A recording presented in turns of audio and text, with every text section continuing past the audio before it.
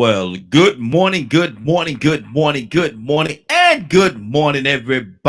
Good morning, everybody. Welcome to another episode of The Morning Glow. Welcome to another episode of The Morning Glow. Got a great broadcast lineup for you this morning. Got an absolutely amazing broadcast lineup for you this morning. Only thing that's missing is you. Why? Oh, yeah, you. Yeah, only thing that's missing is you.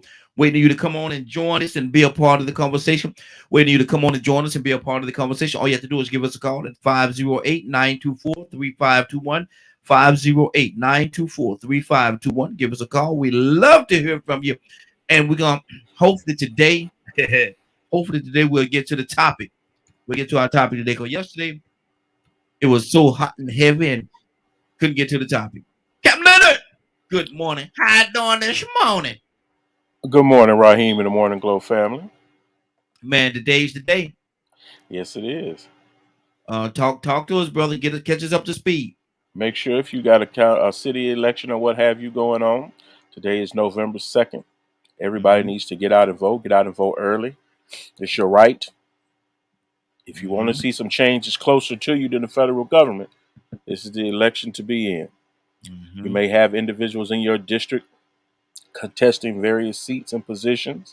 I hope you knew where they stood on those things that interest, everybody in their own areas. Mm-hmm. But just participate. Let folks Exactly. know you there and that you interested. Yeah. Now, Leonard, Mm, mm, mm. I need you to speak to me for a second, Leonard, and explain to me why you think a person would not want to vote. Well, some people are just not interested Mm-hmm. for Mm. whatever reason or what have you. They are probably not the most responsible individuals, Mm-hmm. or some people are completely clueless as it relates to their stake in what goes on in their area. Mm-hmm. It has definitely been important for people initially who owned property or had things of value that they were interested in protecting. As you get older, you realize how important it is to protect those things that you Mm-hmm. work hard for, and Mm-hmm. to have things like investments and things of that nature. What bothers me the most is people who are being told that voting is not as important as it is, and you need to get you a job and economics and blah blah blah blah blah. And not Mm-hmm. economics can politics control how dollars are spent. Absolutely. Absolutely. So that is what makes that so important. And anyone would be a fool to try to prove a point that it didn't. But if you fools would like to call in, Raheem, give him that Five number. 508-924-3521. 508-924-3521. Leonard, we had a very interesting conversation yesterday. Uh-huh. Um, yeah, to say the least, brother. It was a very interesting conversation, and there was a lot of things that was brought to the forefront. Um, and people and some people was didn't understand or didn't know or didn't want to know about the differences between the Democratic and the Republican Party. And everybody. And even to say the same, even with just what you said right there, the Mm-hmm. common notion that people often repeat, both sides are the same. Mm-hmm. They're not. No. They're not, or they would always work together and you would have no problems Mm-hmm. Exactly. if both sides were the same. Mm-hmm. But when people make up in their heads things are the way they believe they are, they get offended when truth is spoken to them, Mm-hmm. or they get offended when facts that they did not know are revealed to them because they're so used to talking to uneducated people. Mm-hmm. That how some people just say anything and most people just, brain salt. Sure. Believe it. But Mm-hmm. what sticks is what's most important.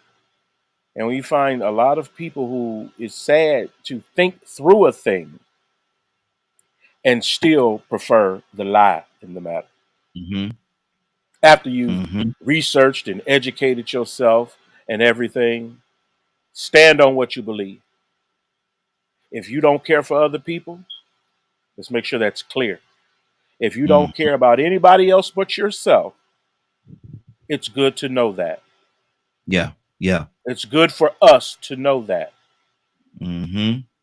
because the warriors in us fight against the evil that would take advantage of people who did not know or who were not Mm-hmm. able or for whatever reason can't realize, don't have a reality.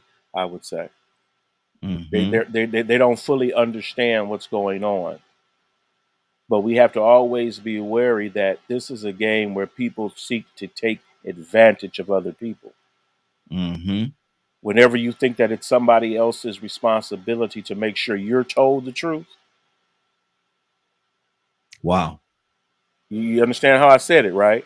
Yeah. If Yeah. you're thinking it's someone else's responsibility to tell you the truth, you've been miseducated and you've been Yeah. misled. You need to find out what's going on and get involved. That's the Mm-hmm. only way change happens. You got to get involved. You got to know what you're changing from. Exactly. Exactly. And I'm putting the number up here. You can definitely give us a call. 508-924-3521. 508-924-3521. Give us a call. We'd love to have your input this morning. Today is voting day. Today is the day that we go out there to those polls and we make a difference. Let our It's voice. issue day. Yes, Issue sir. day. Yes, That's sir. what I like about local elections. You know, they're not, a lot of times they're not partisan. Mm-hmm. Mm-hmm. So you get a chance to, you got to know the issues. Mm-hmm. Unless you're going in there voting for somebody because you like the way they dress. You, on these local elections are mostly issue specific. How money is spent, if your street's gonna get fixed or not, or what have you. You know what your commissioners in your city, on your city council, and all those things. You should have evaluated what they have been doing so far. And if they Mm-hmm. ain't been doing nothing or talking about nothing that interests you, maybe you want to try somebody else. Mm-hmm. Give somebody else a shot at that thing. Now, Right. what do we say about and there's a lot of older people, our elderly people that don't have the means at this time to make it to the polls. Should we come together and get and make sure that everybody in the community that we live in, and that should include everybody because everybody lives somewhere. That's How right. old folks say somewhere. Should we make sure that we go out there, man, and make sure that our elderly people make it to those polls, they can cast their votes as well. Yes, we should. If you know someone, matter of fact, if you would like, check with one of your elders in your family or someone that may not, older person that may not drive or Mm-hmm. what have you. Ask them if they would like a ride to the poll. Yeah. Yeah. You know, one thing about the older people is they believe in voting, many of them. Mhm. And so Yes. these are the people that people count on in elections when they're running. Okay, who do we know gonna come out? Yeah. You know, you Yeah. got people been voting longer than I've been alive, Mm-hmm. and they've been involved longer than I've been alive, and they Mm-hmm. still working the polls today. You know, that's why you used to see a lot of elderly people working on the polls is because usually they've retired, they Yep. have that kind of time to stay involved. They've Mm-hmm. invested in the communities that they live in. Their Mm-hmm. kids have probably been through the school system. They've held various positions in their cities or what have you. So they're Mm-hmm. very much in touch with whether or not a new senior citizens department or facility is going to be built. How many living facilities are being brought to your area? One of the things we know with elderly people now is continuous care. Mm-hmm. And I don't know anybody in your area, but I know that they have built at least 4 new senior living communities in Mm-hmm. the area where I live at. They're building them over here on this side as well. Exactly. Yeah, they're definitely coming up. Bishop, I see you there, Bishop. You can give us a call, be a part of the conversation if you want to join in. It's 508-924-3521. 508-924-3521. And we hear from 7 o'clock. We're here from 7 until 10. So if you want to call me and talk about the matter that you posted there, give me a call after 10 at 508-924-3521. Give me a call after 10 and we'll be able to talk about that as well. I can see you there. I could definitely see you. But yeah, Leonard, there's a lot of people, man. How do the young folks, we got some young folks, man, that's probably gonna be voting for the first time. That's Right. gonna It's be great. voting for the first time. Yeah, absolutely. It's amazing, man. 18 years old, their first time to vote. They're so excited. They're so excited, and they want to get out there and vote. What kind of information? How should we arm them with the right information and the right equipment to go out there and vote? Before you say that, let me the number is 508-924-3521. 508-924-3521. What do you say to that, Leonard? And we got a call. We're going to go to the call in just 1 second. Young people definitely exercise your right to vote. Get used to doing it. One thing I love Mm-hmm. about the young people getting involved is that they're more honest. Mm-hmm. They're kinder. They Mm-hmm. believe that the finally, even the way we see racism in the news, Mm-hmm. it's a lot. It's more evident now that younger people are definitely trying to make the changes they want to see. Mm-hmm. And we need them to get more involved and to challenge these people who have been babysitting these positions and doing nothing, telling the same lies and being elected over and over again. So it's a time for the individuals running for office to step up, Mm-hmm. as well as voters holding them accountable.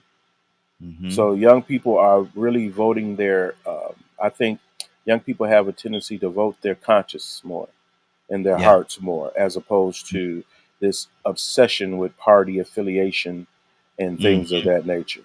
But these are what I call issue elections Mm-hmm. because they're really about issues going on where you live.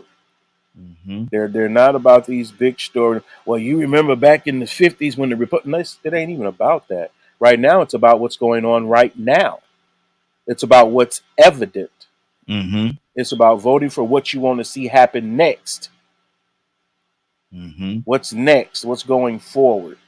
So that's why I think it's important for young people to vote because they're the ones that are going to replace the older Mm-hmm. people. Yeah, exactly. Exactly. And we got a caller. We're going to go to the caller. But again, Bishop, the number is 508-924-3521. 3521. I think that's the part you missed. The 3521. Got a caller. Caller, what's your name? Where you calling from? Good morning, good morning. It's Toyota T on the line. Hello, hello. Toyota Good T, good morning. morning. How you doing this morning? I'm good. How y'all doing? Doing good. Toy Leonard, what's Uh-huh. up, Lenny? How are you doing, man? Leonard acted up and showed out yesterday, Toya. He showed No, I out didn't, yesterday. Toya. No, I didn't, Mm. Toya. Don't believe that foolishness. Toya I with a thought T. Go. Look, I we heard it was juicy. I heard it was juicy. I couldn't keep my eyes open, but God must have sent you three. it was quite interesting. It was quite interesting yesterday. And yeah, you would have had yourself a time. You would have had yourself a time yesterday. But we made it past that one. And Yeah, I heard what I said, right? God put me to sleep for a reason. As long as I didn't wake up and there wasn't another human being there when I woke up, I'm good. exactly. Good deal. Good deal. So we're talking about today being cast your vote day for the local elections. We got here in Atlanta, the mayor run, man. It's tight right now. It's pretty tight right now. But I think we're gonna at the end of the day, by the time we get here, by the time we wake up in the morning, we should have a new mayor. What do you say to that, Well, Talking. I'm gonna Toya? be ignorant right. I'm gonna be ignorant right now. Uh oh. My vote don't work. Uh oh. What? I don't even know them people. I don't even know. It don't even matter to me. It don't even trickle down to me what I'm gonna go vote for. Mm. Mm. But soon as it's time to pay Uber, everybody got put in their hand on who gonna pay for the Uber. But you don't understand how it work, your vote. So Come on I mean, I'm just, now. Come on now. I'm just saying. Mm-hmm. Who gonna drive? Come on, let's pick and see who's gonna drive. All 3 to 1. Oh, you got to drive. You don't know how important our vote is. Mm-hmm. Ignorant. Very Mm-hmm. important. Very important not only to get out there and cast your uh, uh, um your opinion for being a citizen and all the things that we go through where we live, right? Mm-hmm. But also holding them accountable. See, that's the problem. We don't want to do the work. and we want somebody else to do the work. And when they don't do the work, we want to talk about how they didn't do the work. Mm-hmm. And that's the problem. Just because we vote a new person in, just because we vote the best person for the job, doesn't mean that we get to sleep on the job. Yeah, come on. And oftentimes that's what the problem is. We still got work to do, even though that's just a mayor who's a mayor of 4.8 million people in our city. Mm-hmm. So he's not going to be able to do everything on his own, or she, or even they, the little 10 people that they might put in office. No, this is something that we all have a contribution to. Yes. Let's not just stop at the vote, but what I've learned in my ignorance in my day that was passed down by culture, because it don't matter.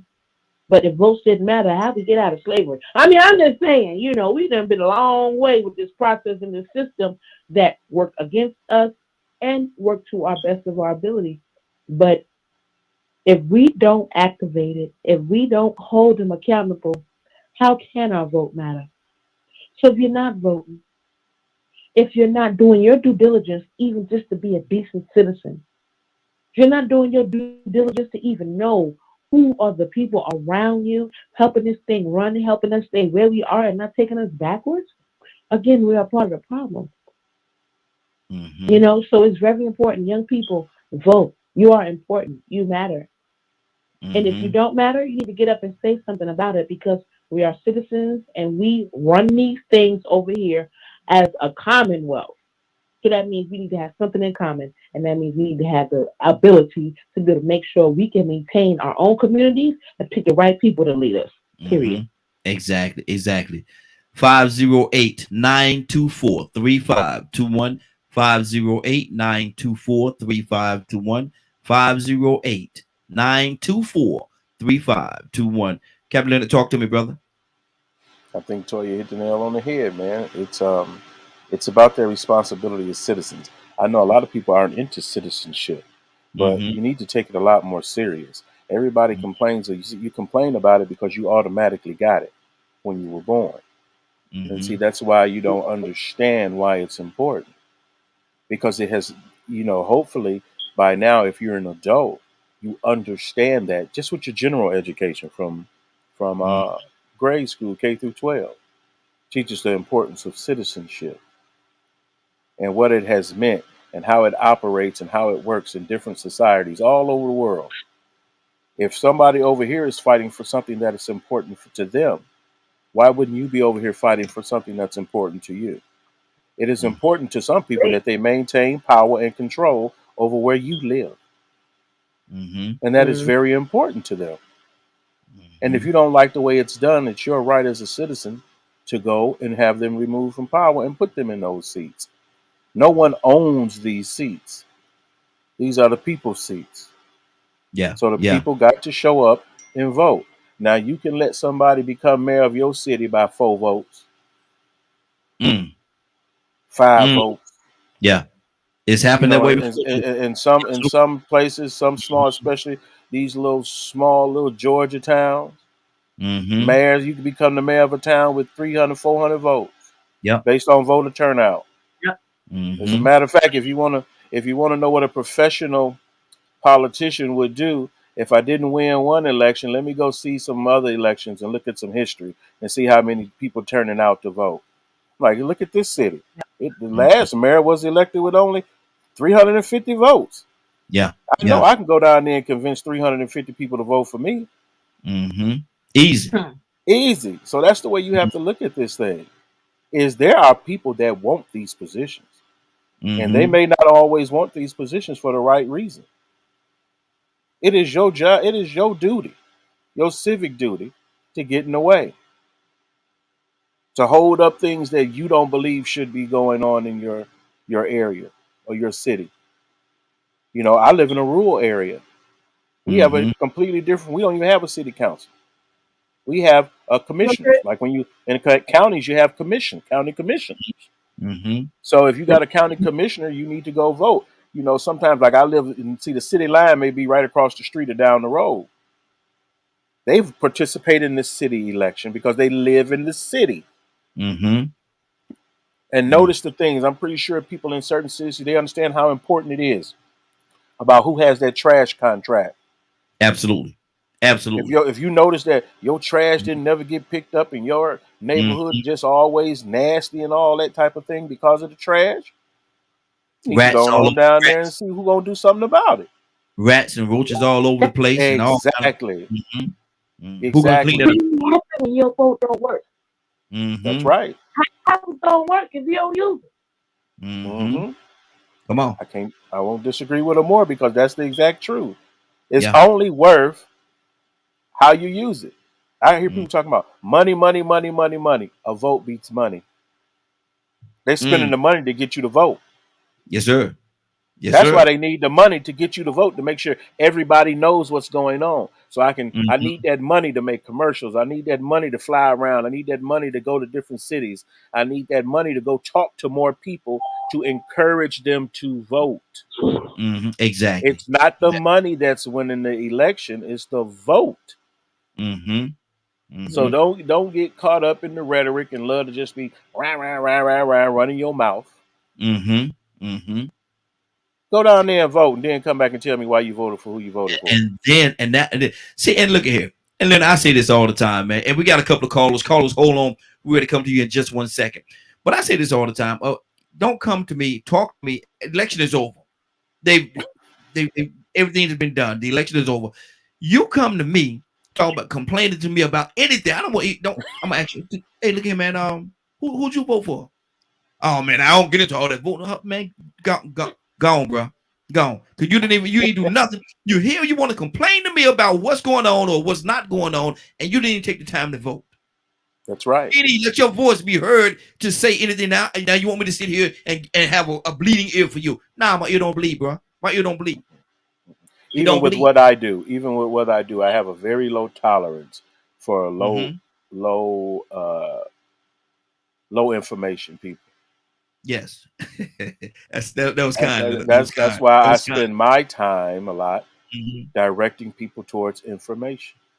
I don't want to make you do nothing. I just want you to get the information and you choose it. That's the thing.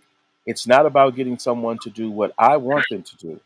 It's getting people to understand how important this civic duty is. Yeah. If you care about soldiers, if you care about children, if you care about the elderly or what have you, you've got to get involved. Because one, you're sitting around looking at the effects of what people probably planned 5 years ago. Okay, so they've put the people that were interested has made sure that thing happened. You should get involved for that same reason. Exactly. If it's so much as street lights that would make your area safer, where do you think you go for that? Where do you think you go for that? If you see known prostitution and things like that going on in certain areas, who's addressing that? If you're tired of seeing drugs being sold in your neighborhood, how are you addressing that? Exactly. I'm telling them, what am I dressing for? No, I'm just joking. We got another caller from from the 218 or 281. I'm sorry, 28. Now I think that's Houston, Texas. Now, am I correct? 281 is. Praise the Lord. It's Bishop. Bishop, how you doing, sir? A good Bishop. I'm all right. I finally got on. How y'all doing this morning? Hey, doing pretty good, Bishop. Bishop, that's a new bishop. We need to know what his name. Bishop, what's your name, sir? My name is Markel. I'm a pastor here in the Jonesboro, Georgia. Oh, okay. Oh, you're Jonesboro. I saw you had that Houston number, that 218, the 281 number. Now, yes, sir. That's a Houston number. That's where I'm originally from. Now, you live here in Jonesboro. Now, I gotta ask you a question, brother. I'm gonna get to the topic, but I gotta ask you a question. You being from Houston, and we got this World Series going on right now, man. How do you feel being here in Georgia, being from Houston? Anybody getting you any flack? Man, you know, the Astros, they doing pretty good, you know. But you know, I like Atlanta. Okay, okay. There you go.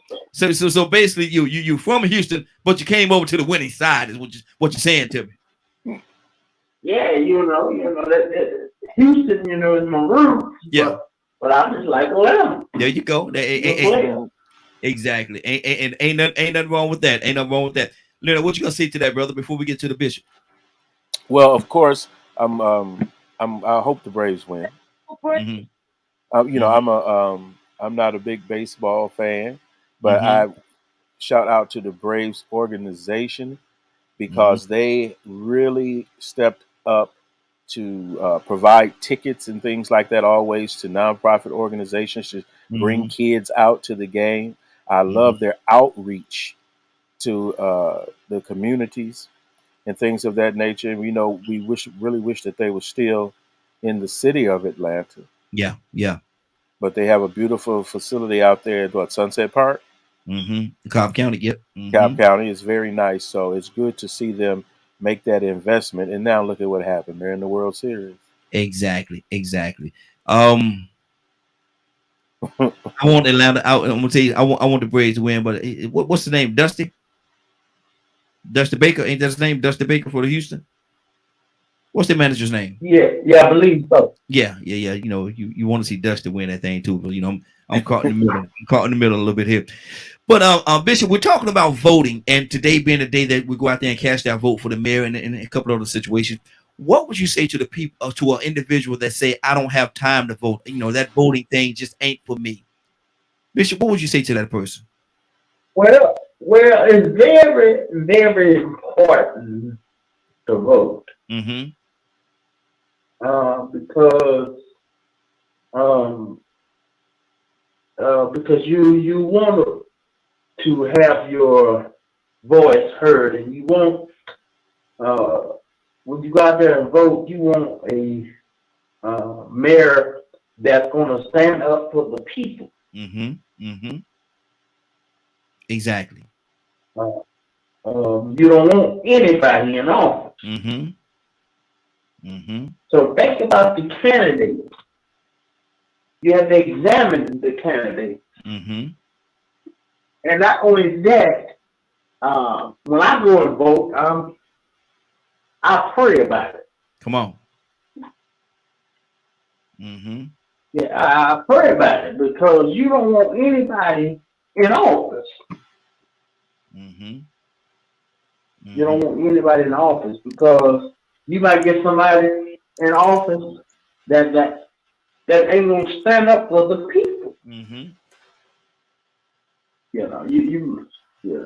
So you don't want anything in office. You know, you want somebody that's gonna stand up for the right. Yeah. Somebody that's gonna stand up for the community. Somebody gonna help the homeless. You know, Mm-hmm. Mm-hmm. the homeless not all on the streets. Yeah. Yeah. Somebody that's gonna have resources because you have a mayor that's gonna have more resources for the community. Mm-hmm. And not only that, when you want a mayor that's going to have a voice for the people, Mm-hmm. Exactly. Exactly. you know. And that's So what's important. voting, voting is very important. Mm-hmm. My grandmother told me when I turned 18, she said, if you don't vote, your opinion and your voice will never be heard. Absolutely. Absolutely. Captain Leonard, what do you say to that, brother? Toy you with the T coming to you next. You know, as he mentioned before, this is where you go to formalize your opinion.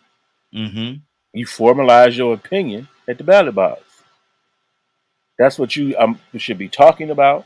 That's what you should be sharing with other people. And I think there is always, you know, now I'm pretty sure because it's election day, even on Facebook, you can put the little frame, I voted, you know, or Mm. you get a sticker Yeah. that say I Yeah. voted. You want people, you want the younger people to see you participate, especially your children. If you have children that are voting age in your house, it is your job to encourage them to vote. Mm-hmm.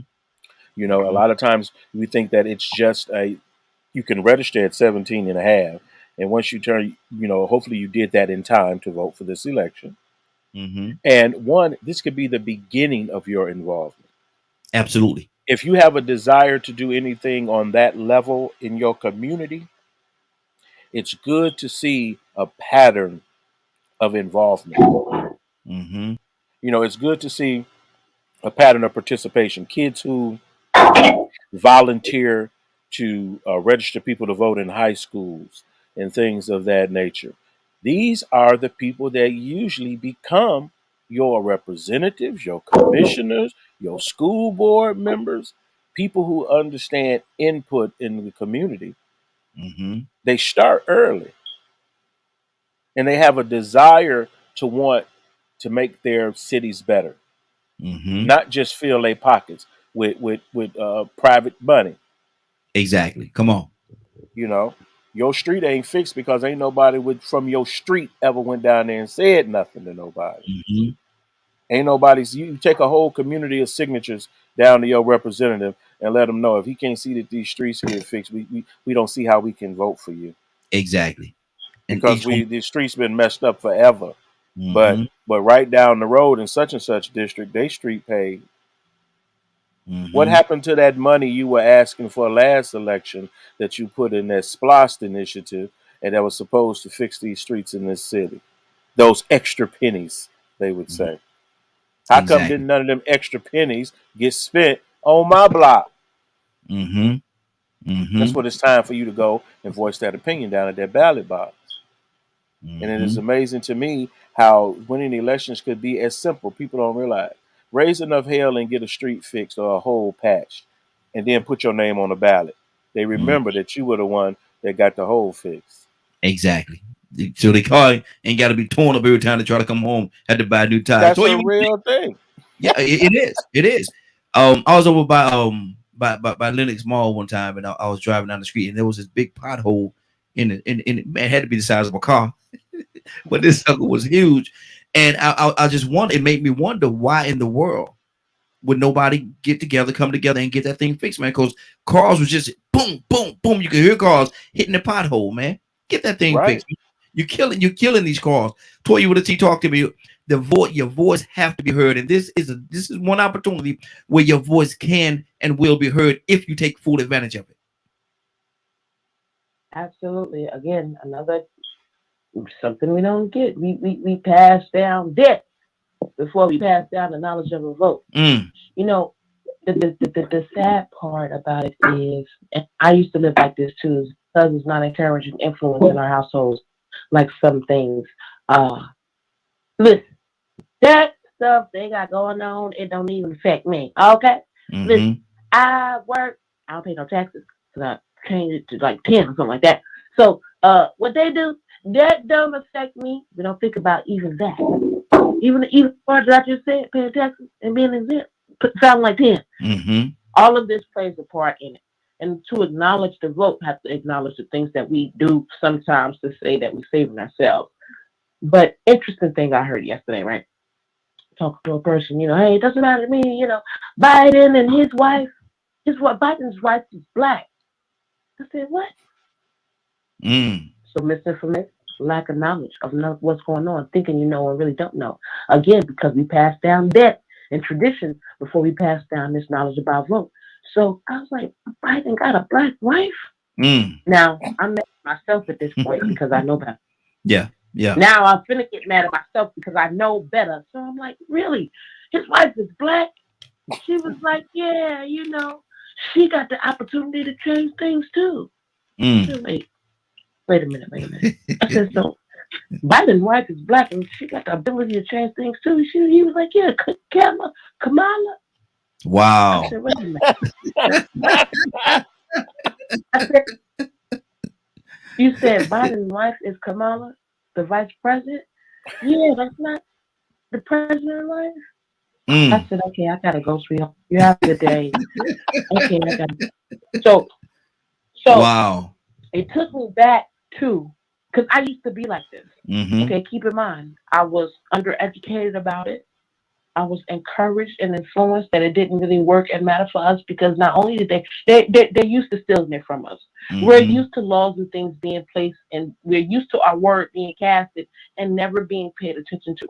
So I come from a culture to where the vote is like the last thing. Yeah, that's what it is. That's what it do. That's what they say it do, honey. It don't work in our favor. We keep it moving, and we do so many other things except focus on the system. The Mm-hmm. system will never be fixed if it's not a vote. Even as a general manager, I let my people vote. If somebody did something, I'm going to fire them. Well, y'all need to make a decision. Y'all work with them every day. Y'all need to vote on what we're going to do. And Mm-hmm. again, we don't pay attention to it. This is a part of the distraction that the devil does for us. He keeps distracting things like that. And, oh, the minimum wage ain't changed. Not the one that get changed by people that you vote in office. Wait a minute. How do Mm-hmm. we get that minimum wage changed? We got to do Mm-hmm. what? We got to vote people who believe, all the things that we're talking about, the pothole. Do Mm-hmm. you understand that we're so uneducated? We don't know that we can go to someone and get that pothole fixed and petition. But do you also know that we do go in a lot of these places and nothing gets done for Mm-hmm. years and Mm-hmm. months? And this is the battle. You know what I mean? So we got to understand some different perspectives when we think about this voting process, especially in um, certain more underprivileged communities. That's just not what we worried about out here in these streets. You heard? Like I Exactly. said, man, I'm Mm-hmm. out here on the corner every day. You feel me? I'm Mm-hmm. out here breaking a lot of these rules and laws and every regulations. You feel me? So Mm-hmm. I'm on vote for a stricter person for what? You know what I'm saying? It's different and multiple perspectives. You really got to look at this from. And again, the people that get it, and not even that, the government officials that get it, instead of them playing too, right? We need Mm-hmm. to educate each other so that way we can be honest about this thing and make it move forward. And something else, I got to throw this out there, right? As community members, and I'm going to say this as pastors too, all of us, ain't no way in the world we should be talking about, oh, it's homeless out there and we ain't did nothing right where we stand and then skip through all that. Say, oh, yeah, we got to vote a person in to take care of all that. It don't work like that again. It Mm-hmm. don't work like that. It don't work on passing the responsibility to one individual that's governing X amount of people. That is still an effort that we all must work together to, conclude. And let's not try to push all of the responsibility and weight of everything we do on one person or 10 people to operate 7 million of us. Mm-hmm. Wow, that's good. Got another caller. Caller, what's your name? Where you calling from? Toussaint. I just wanted to make sure you were talking to me. Yes, sir. Good morning. How you doing this morning? It's all right. I hate to talk to myself. You want to talk to I've yourself? done that before. Yeah, we all I done done it. we all have. And I has done that. You know what I said? My bishop is from Texas. I'm from Louisiana, and I don't mind saying done it. yeah, that's one of them way down south things. That's one of them way down south. Leonard, he went way down south that time. We talking about voting this morning too. So what do you say to somebody, man, that say, man, hey, look, I ain't got time for that voting thing, man. I ain't meant like voting. I got work to do. I can't get away, and man, I ain't voting. I just ain't got time for it. It ain't gonna make no difference. It ain't gonna do nothing. So why should I waste my time going out there standing on people line for? What do you say to that person, Tucson? Somebody said, "Boy, bye." mm-hmm. Boy, well, see how they working out for you. That's why you got to talk to them. Mm-hmm. I see. I see why. Because the people. These are the excuse my language, the hell raisers. Mm-hmm. You notice the ones that don't vote raise the most hell. Yes, sir. Yes, Cut sir. up. Always got their mouth open. Got an Mm-hmm. opinion, but don't have a vote. Come on. That is your opinion. That's Mm-hmm. how your opinion works. Get out Mm-hmm. there and cast your vote. That's it. Cast your vote. Exactly. Otherwise, you just talking loud and ain't saying nothing. Mm-hmm. I don't want to. I really don't. And I don't mind saying it. I want to say something, and I don't mean it at all. But this is just my belief. Okay. three things. It was two, and I may be wrong, but this is just me. Mm-hmm. Paul said, "I, not the Lord." Okay, and I Mm-hmm. will say the same thing. I don't think the Lord gets into sport, politics, and this coronavirus. Mm-hmm. We got our own choice about that. See, both people playing. Everybody playing. Mm-hmm. Everybody playing on the winning team and the losing team. Okay. And so I say, hey, I mean, the one who plays the best game gonna win, no Mm-hmm. matter who plays. I'm just saying. I know I'm real off this morning, but that's okay. No, you good. You It's good to gonna go. turn out a good. It's gonna be Mm-hmm. a good show. Mm-hmm. Exactly. And then, uh, yeah. So I don't believe he gets involved in things that we can make our own choice about Mm-hmm. because you playing and people gonna make their choice about different things. I just think you get in politics. See, both sides playing, Mm-hmm. but the thing about it is, you can play and don't vote, and your vote don't count, Mm-hmm. Wow. right? What sense does it make? Well, I'm playing that my candidate wins. Well, you didn't go out there and vote. Yeah. How that's gonna happen? That does not Some make any sense. I Kind of like faith and work; they exactly. go together. And see, my thing is, I've seen, and I don't mean any disrespect to anybody when I say this, but I've seen them count the polls and the votes, but I didn't see the one where they was counting the prayers. I'm just saying. I'm just saying. You have to go out there and vote. You got to go out there and vote. Laying the hand on the window. Yeah, exactly. Laying the hand on the window. What you got to do? Casting Mm-hmm. out demons? What you doing? Mm-hmm. Exactly. Bishop, good morning again, Bishop. What's on your heart? We're gonna keep this thing moving. We're gonna go to our topic for this morning, but I want to get your thoughts, your final thoughts on this voting situation. What's on your heart, Bishop? I was saying, well, I was thinking here. I was thinking that it's very, very important, very, very important to know who you're gonna vote for. Mm-hmm. That's good. Because if you don't, and you go up there and vote for anybody, and next thing you know, you got the devil himself in the office. Mm-hmm. Mm-hmm. And that's so true, because I see it a lot of places that, we have to know when our candidate is telling the truth, because a lot of times candidates just say something to get in office. Yeah. Yeah. Exactly. Mm-hmm. Mm-hmm. That's good. Let's That's why I say it's good to pray before you go there. Mm-hmm. Mm-hmm. Okay. Okay. That's good. That's good. Now we're going to jump over to our topic. It's almost top of the hour. It's almost 8 o'clock. So we're gonna go ahead and jump into our topic for this morning. Toya with a T. Starting off with you. Toya, you there? Sir? Okay. Yeah, Toya, I'm starting out with you this morning. I'm gonna ask you the question. I've heard someone say it's the thought that counts. It's the thought that counts. They say something or they try to do something for you and it doesn't line up with maybe even not even who you are, but is it always the thought that count to you? Bless their heart. What is you thinking? Lord, yes. Um, see, I'm a person that I listen real carefully, honey. And when they say you think too much, I stop thinking, so I ain't get you nothing. Mm-hmm. Play with me. You know what I'm saying? But no, all seriousness.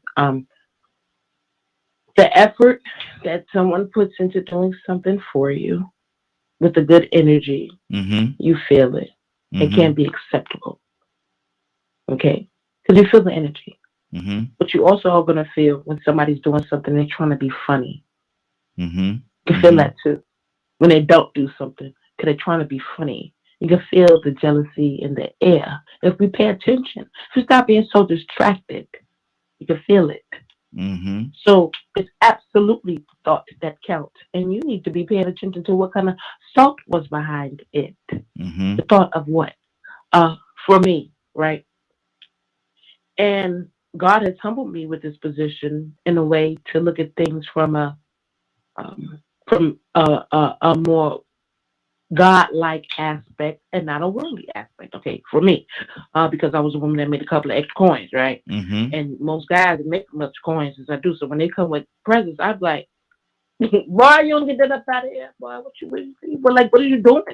You're doing nothing, you know." But God had to humble me in a way to pay attention that everybody not like you, and everybody cannot do what you do. Everybody don't go above and beyond what you do. But the effort on what someone does and give to you, you need to pay attention to the thoughts and the effort behind it and Mm-hmm. judge accordingly. Don't get so high to where you don't understand. Okay, you make money, so you want a tennis bracelet that costs $1,000, but you know Mm-hmm. your boyfriend doesn't make that kind of money. You know what I'm saying? Mm-hmm. And if you get a Walmart bracelet, now you acting up. You being real ignorant. Or you don't have to be him. You know, whoever. You're high maintenance, so you want them to be the people with your high maintenance ways. So you don't pay attention to the thought and the effort that they put into just some roses, taking you out to dinner, and maybe giving you a foot massage in the bath. That's priceless. That's priceless. That beats any bracelet. Because 9 times out of 10, when cats go to buying your bracelets, and cards and stuff, they make you eat cake that you don't want to eat. I Mm-hmm. things that come with things that we don't pay attention to, and whatever you get from whoever you get, you better think about the thought that was put into them giving it to you, because Mm-hmm. there's something behind it, and you want to make sure you surround yourself with the right people. That's good. That's good. Toussaint, talk to me. It's the thought that counts. Is it always the thought that counts, Toussaint? Yeah, well, yeah, yeah. Where did it come from? Mm-hmm. Who thought of that? I'm just saying. I mean, it is. I mean, it is. Sometimes, people can't give you a big box Mm-hmm. with something in it or drive something in your driveway. You ever had somebody um walk up to you and shake your hand and they put a little piece of change in Mm-hmm. Yes. Mm-hmm. it? You never expected. That very thought, it just changes. It makes you feel like somebody appreciates you. Mm-hmm. Matter of fact, have you ever did the opposite to show your appreciation to Mm-hmm. somebody? Mm-hmm. Here's I just want to give you a little token of love. It Yeah. ain't much, Mm-hmm. but you know, just want to appreciate, let you know that your labor is not in vain. Come I on. heard you. That's good. You know what I'm saying? Mm-hmm. Mm-hmm. And sometimes you think that you didn't do something the way that you thought you should have, Mm-hmm. and then somebody come up to you and say, "I just want to say thank you. I don't have anything to Mm-hmm. give, but I just want to appreciate it." It's that thought. It's that thought. Yes, It's sir. the thought that's that. Mm-hmm. So that's, I was going to go in a Hey, sarcastic. hey, Toussaint, are you talking directly to your phone? You're just a little bit low. Probably not. I got a regular. I got a regular. Little Because bit I don't low. like to hope. There you go. Now you're getting better. Now you're Well, getting better. thank you, Toya. Thank you, Toya. There See you the go. thought There that see the thought that counts. Yes, it is. And so I be thinking. Sometimes I might not say it. I be thinking though. I know you do. See, but when you say something, and just like this is this. It's when you can think something and don't say something or don't do anything, Mm-hmm. then that when you put your thoughts into action, that little bit of thing that you do, not just think, do. Mm-hmm. And it may not be a big thing, but it's something that can actually change a person's life. You ever had a panhandler Mm-hmm. Come on. that you said instead of, they say, this is what I do, and I'm not boasting brag. This is what I do. They say, you got a couple dollars for me, get me something to eat. I say, come with me. Mm-hmm. And well, wherever I know they got a little stench to them, that ain't my business. Come on. That ain't got nothing to do with me. You know, sit, sit him down. You sit down right there. Give him what he wants, Mm-hmm. and they look at him funny and see, I'm the customer, not them, Yeah. Yeah. and I'm buying. I know you feel like running them off, but I wish you would. Mm-hmm. Mm-hmm. See, we mistreat the wrong people. Yeah, we do. We pump and prime the wrong people. Come on. Mm-hmm. We want to give to people that can give back to us. That ain't about a dime. Mm-hmm. Come That's on. nothing. You ain't did nothing. If you love right. people that love you, you hadn't accomplished anything. Mm-hmm. But when you do something that's really can put have an impact on somebody's life, now you did something. Mm-hmm. Wow. I'm just saying. That's good. That's good, boy. You turned the corner for us right there, brother. You turned the corner right Yeah, there. he did. Yeah, you definitely turned the corner. Leonard, talk to me. It's the thought. Is it the thought that counts? It really is the thought behind the action. Because, to me, a lot of people, those types of cliches, it's the thought that counts. Though that Mm-hmm. was meant for positive. That was a Mm-hmm. positive thing Come on. that someone even thought about doing something, Mm-hmm. regardless of whether it measured up to anybody's standard or what have you. They had a thought Come on. to give you something. Mm-hmm. And obviously when that cliche was used, they did the best they could. It means a lot to them. It's coming directly from their heart. It's the thought that counts. Mm-hmm. But now there are some people that have horrible thoughts behind some of the things that they do. Mm-hmm. You never know what kind of strategy they may be working on. So it's Mm-hmm. good to really think about that particular expression. It's the thought that counts. Well, maybe what you did showed that you didn't care nothing about me at all. Had no thought for me at all. Exactly. Right. And it's Exactly. not this, and it's not being sarcastic. It's just that I can tell you didn't care for me when you did what you did and why Mm-hmm. you did what you did. That's a thought too. So it's not always, it's great when it's positive and from a good place. Mm-hmm. But when it's from a bad place, like I say, a fight could break out. Mm-hmm. You never know. You know how some people have a way of doing certain things, and I think we see it popular in this new culture of reality TV and things like that, Mm-hmm. Come on. where people seem to do things that seem to be nice things to people, Mm-hmm. but then they turn out and wind up fighting about what's going on. I invited you because I cared. No, you invited me to pick with me. Mm-hmm. Mm-hmm. That's what I used to see it. How I used to see that reality stuff. You invited me over to pick with me. Mm. If you didn't want me to come to the party, why would you send me an invitation? Exactly. That type of thing. Something, it's the thought that counts. Mm. Or you have a That's it. group of you have a group of friends, and you know how Mm-hmm. sometimes it may be one that ain't as close as everybody else, Mm-hmm. and you be doing little things, and that person is always, well, why are they doing that, or why would they do this or that? And sometimes people be dumbfounded. Mm-hmm. I learned not to value people who look at people with material possessions as being better than other people. Or if you notice people who are always trying to be in the limelight Mm-hmm. and things of that, I don't really care for a lot of those types of people because they have a tendency to be fake. Mm-hmm. Or they have a tendency, some people just too much. Yeah. to Oh, be yeah. around. They just Mhm. it's too much. They're too much. It's that type of thing that makes it negative when it's done from a bad. Because just like it can come from a good place, that thought can come from a bad place as well. Mhm.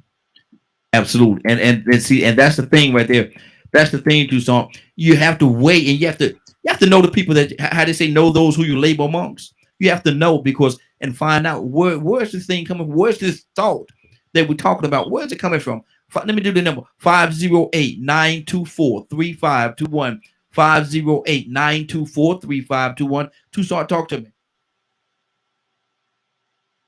It comes from the heart, man. Mm-hmm. Thoughts come from the heart. You can tell how a person really is based on how it don't have to be big, but it comes. I just thought that Mm-hmm. just now. I think at random because I can't think ahead. Mm-hmm. The thoughts come from the heart. I mean, you could tell a person that does something for you and advertise it. Mm. You ever had that? Yes, sir. How does that feel? Mm-hmm. Man, I help old Tucson out. Well, you never help me again. I Mm-hmm. bet you that. Exactly. Next Exactly. time I'm in need, you won't be the one to help me Mm-hmm. Mm-hmm. because what you have is a boastful heart. Yeah. You want everybody. You want to make this thing about you, Mm-hmm. and that's not the way giving's supposed to be at all. You want to go down there and help the homeless, but you're gonna take your camera, your video camera with you so you can show everybody. Yeah. Oh yeah. Well, yeah. We got to show up. We're doing something. Mm-hmm. So if you put your arms before men, what you actually do is get your reward right there. That's what you do. Mm-hmm. Mm-hmm. But people that are really genuine, they don't say nothing. No. No. They're Mm-mm. very quiet about and discreet about what they do. Mm-hmm. But you look at their life on the backdraft, and you say they don't never ever have to. That's why people, even celebrities and people you see that always giving. I know they do it as a tax write-off or whatever, Mm-hmm. but the concept of giving works. If you give, it shall be given to you. Mm-hmm. But the way it is, the way it comes back is pressed down, shaken together. I don't want to go there. Mm-hmm. Come on. Come on. Come on. Yes, sir. Yes, sir. Yes, Mm-hmm. You sir. hear what I'm saying? Mm-hmm. When he Yes, starts sir. giving back to you, Come if on. your heart is right Mm. in your giving and that thought that you have that really comes from the heart of God that he gives, because he's the giver. He knows how to give Mm-hmm. because he gives to messy folks. Mm-hmm. He Come on. reign on just as well as the just, unjust. Mm-hmm. Yes, sir. So he know how to give. If we give in a genuine manner, shoot, man, he tell me talking about things that are, he give in windows, not doors. Mm-hmm. Just saying. Well, I see we got Bishop back with us. Bishop, good morning again. We're talking about it's the Morning. it's the thought that count. It's the thought that count. Bishop, what do you say to that? It's the thought that counts. Well, let me say this. When somebody say that, I always say thank you, or but it's not always the thought that's count because everybody that has a thought is not in your best interest. Mm-hmm. Mm-hmm. Come on. Come on. You going somewhere. Because people can be thinking wicked about you. Mm-hmm. People can be, oh man, I was thinking about you in prayer last night. A lot of times, people be thinking about you in prayer. They be wanting wish witchcraft on you, different Mm. stuff. You got to be careful about the thought that counts. You got to be real careful. Mm-hmm. My grandmother always told me that that sometimes it's better to say no. I appreciate it, but thanks anyway. Mm-hmm. Mm-hmm. But that's my thought about it because it's when people say it's the thought that counts, it really don't mean nothing too much because I don't know what you was thinking. That's good. That's good. Tori, you want to talk to me? It's the thought that count. You don't. You're not even appreciative of what I did. It's the thought that count. Stop worrying about you. It was used and all that stuff. It's the thought that count. Tori, you talk to me. Yeah, absolutely different mindsets. And again, I'm using it for the natural way, Mm-hmm. not with no negative intent or malice, because after is right, people do things for voodoo reasons, black magic reasons, witchcraft reasons, whatever, ill intention. They got a microphone in it, a camera in it. They want to give it to you so they can watch everything that you got going on and hear everything that you say because we just special like that. Mm-hmm. But from that aspect of like what Leonard said earlier, where it came from, someone did the best they could. Don't turn your nose down because, you know, somebody bought you lower grade and did the best that they could do. Mm-hmm. Don't get mad, well, they gave me a card or this ugly sweater that they gave me. You know what I'm saying? Sometimes you really got to think about the person and the individual that you're dealing with instead of what you want. Get Mm-hmm. outside your own selfish needs, you know. Mm-hmm. But if you feel the energy, you feel the energy. Who are we? If your parents know you and they know what you like to wear, and your parents get you an ugly sweater, what does that say to you? Mm. Well, You she. understand what I'm saying? Mm-hmm. Like Exactly. from a real aspect, like even as parents, I don't like to wear stuff like that. Why would you buy me that? Mm-hmm. Let's get 100. When parents buy their kids very tight clothing, and I'm gonna say mostly girls. Let's even talk about the skinny jean thing with the boys. Parents bought those clothes for those kids. Mm-hmm. Jordans. You know what I'm saying? So again, here we are with the thought because we can be thinking it's good, but there's nothing behind the thought.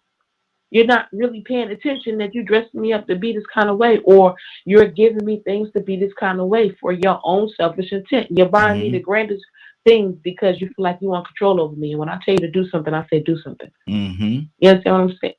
So this thought goes in many ways that we really need to pay attention to. Because like I said earlier, if you think, oh, my parents give me anything they want. But you're a person that act out. But the other kid that don't get everything they want, but they parent at every game. And Mm-hmm. you want that. You Mm-hmm. walk around, oh yeah, I get this, they give me this, they give me that, all I want to, my man this, my man that, all you want to. But the stuff again, like that really matters, man. The stuff Mm-hmm. that really matters, the being there, that if you get sick and down, they there. You know, everything comes with a price, and we really need to pay attention to what possible thought can be behind Mm-hmm. whatever it is someone is giving you. Exactly. Exactly. 508-924-3521. 508-924-3521. Phone lines are open. Give us a call. We're talking about today. It's the thought that counts. It's the thought that counts. Is that really true? Leonard, they get Christmas is right around the corner. Somebody gonna be getting, I don't know if they still do it or not, but they used to give out them fruit cakes. Anybody eat them, man? I don't, yeah. But Some people love them, right? Some I people love fruitcake, and I then when don't. Christmas come around, they get a fruitcake. What? I Uh-uh. don't. I I don't. want I no can't fruitcake, stand them. no fruit, or no nut. I can't stand them, Toy. I just got to be honest. Don't give me that. I'm not gonna eat it. It's gonna sit there, and it's gonna get hard as a brick sitting on that counter because I never touch it. Yes, sir. Yes, sir. Yes, sir. Just give me Jesus. Come on now. Yes, sir. Yeah. Yes, sir. But Leonard, what do you say about that? It's the thought that count, man. I got you. Just give you open it up. It's a fruit cake. Oh man, but it's the thought that count. I thought about you, brother. Wanted to give you something. There you go. So you being bougie. You being bougie. Because I would gladly accept, it's a gift. A gift is a gift, whether you use it or not. Mm-hmm. A gift is a gift. Now, I'm from that. You remember people used to, around the holiday, would give these sample things out Mm-hmm. where it usually had some type of sausage, cheese, crackers, Yeah. nuts, and things in it. Those were Mm-hmm. fully acceptable gifts. Or people who, older people who made cookies, for Yeah. instance, Mm-hmm. they would give those things as gifts. Mm-hmm. Now, I don't particularly kick it with the fruit cake, but if you Can't gave do me it. a pound cake, I'd be just as happy. You Oh know what I'm yes, saying? Lord. Oh yes, Lord. Because that's, I don't, if someone gives me something, I'm very thankful that someone gave me something. Mm-hmm. Now, what I use it for or whatever is my business. Mm-hmm. But I appreciate you giving me that because you didn't have to give me that. Mm-hmm. The fruitcake thing, I think older people always gave fruitcake, didn't they? Yeah, yeah. The Because old they used to would make it. they shouldn't It's have. a difference sometimes when you just stopped by the store and bought something. Mm-hmm. Some people may want something a little bit more homemade. You know what I'm saying? Which is excellent for a Well, gift. that's and that's good, but making homemade something I want though. I don't want no. I don't want no. I don't want no. I don't want Well, that. it's a banana. I know with that other fruit cake, but what was that in there? What was in that cake?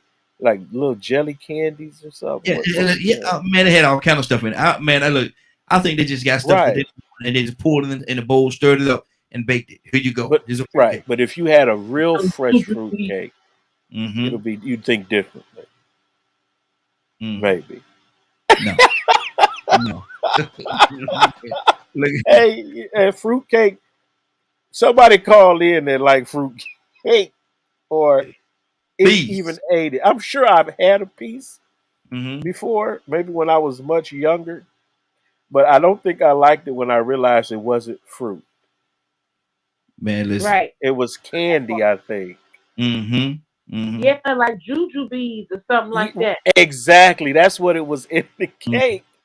And I really thought it was That's fruit. what I've been rolling with all these years. Them is jujubes and nuts, walnuts in them fruit cakes. And I But don't want candy in my cake. I know a lot of people give banana breads and stuff like that. Used to do I stuff ate like that. that for the holidays as well. But I that's ate that. to me, that's a real fruit cake. Mm-hmm. Mm-hmm. And when you said pound cake, man, I love me a good pound cake. Now, you can't. Right. Now, I could deal with that, And but do anybody like fruit cake though? I don't know nobody that really ate the fruit cake, really. I man, don't. I ain't never seen nobody eat that thing to You my. like your This is so Toya? Do you good. eat fruit cake, Toya? No, but now that you think of it, I'm trying to think where it came from. Didn't we get it the same place we got the government cheese and the canned beef? Who really No, made the fruitcake? It just like built up. it was for holidays. Yeah, It's People a we gave mystery. fruit got cakes for dry peas holiday. and Yeah, the powdered milk it's a mystery. and the It's a fruit mystery basket. gift. Ah. It- And I think what happened, didn't people start, if somebody gave you a fruit cake and you didn't like it, you gave it to somebody else. that's a re-gift right there. That's a re-gift. Wrap it right on up. Soon as you forget somebody for their present. Oh Lord. Okay, good. Oh my Wrap, goodness. wrap it right back up. Wrap that fruit. Man, that fruit, look, that's the most That look, that's you the don't most even know travel that was gift you a ever special find. government operation right there. The whole fruitcake thing was a special government operation. It's got Oh, passed and we didn't even know it because we oh never my ate it. goodness. A fruit cake got a lot of miles on it, brother. Got a lot of miles on it. Trust me. You get a lot of miles. Look, But why do you never meet people that eat it? man, listen. I wish anybody that's listening to us right now, if you like fruitcake, please give us a call. Tell us what you like about it. If you love the fruitcake, Please. holla at us, please. And 508. tell me what that is on the inside. Is those jujubes or Molly, Mike and I? Twistlers. I believe it got a few twistlers in it. 508-924-3521. 508-924-3521. If you like that fruitcake, please give us a call. We want I'm to gonna hear tell from how old I am as well. you. Remember rock candy Oh yeah. Oh yeah. and how older people would give rock Mm-hmm. candy Mm-hmm. at the church for a gift? They would You bring ate, it during the holiday and pass it you ate out. that though. You ate that though. Rock candy, yeah, I Yes. remember rock Yeah. candy. Mm-hmm. Let me go to Tucson. Tucson, what's on your heart, brother? Somebody that came to your house, gave you a gift. You open it up and it's a fruit cake. Tucson, what's your next move? You look like a fruit cake. Talk back in your phone again for me. Talk back in your phone again for me, Tucson. Let me hear it. So you look like a fruit cake. Yeah. I You know want some what? fruit ice. Hey, look. You know what the thing about it is? They had old tape on it. Yeah. That means somebody gave it to them. Oh, right. Last Oh year, my exactly. goodness. Right. They wrap that sucker back up and give it to you. And keep it Ain't moving. nothing else you do. It's- But And look, it's still good. but look, then you look at it and say, I know it's the thought that counts. mhm. Then you go back in the back when they leave and you wrap that sucker up and you give it to somebody you don't like. Exactly. I've seen people put them in the freezer and freeze them to the next year. This is freeze them, freeze the cake. Hey, look, you talking about freezer. I used to have a cousin, a great cousin. We would go up to her house and she would throw out gumbo. Mm. And she would say, my uncle, my husband put that in there before he died. Good Lord. Now, I was 9. I was Mm. 9. And I ain't never met the man. And my dad didn't say, Good Lord. How long that stuff been frozen? boy, don't you eat that. No. Before she could put it on the stove, it'd be bubbling. Exactly. He said before she put it on the stove, it's bubbling. Lord Jesus, up. That's that hooch right there. That's hooch. Curtis, good morning. How you doing this morning? Hey, what's up, fellas? What's going on? Hey, doing good, doing good. Tell everybody where you calling from. Charm City, baby. Charm City. Baltimore, Maryland. Baltimore, Maryland. Curtis, we talking about our topic today is this. It's the thought that counts. It's the thought that counts. Does that always hold true? Well, no, it don't. It don't. For me, it does. Like, for me, I'm not one of those people where it's just I'm hard to please, man. So I don't. Some people don't get nothing. You know what I mean? So, just a thought and a prayer is good enough. You ain't gonna buy me. You ain't gotta buy me or give me no money. Give me a thought and a prayer, and then I'm good. You know what I mean? Maybe God will answer your prayers. For most people, yeah. You know what I mean? Most people, they ain't like that. No, most people like, shoot, you better.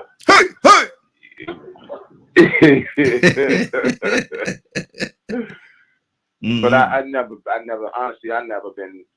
I've always been one to try my best to neutralize or keep away all the negative energy, man. So, me personally, but like I said, for most people, no, you ain't gonna get away with that one. Yeah, exactly. And that's the thing right there.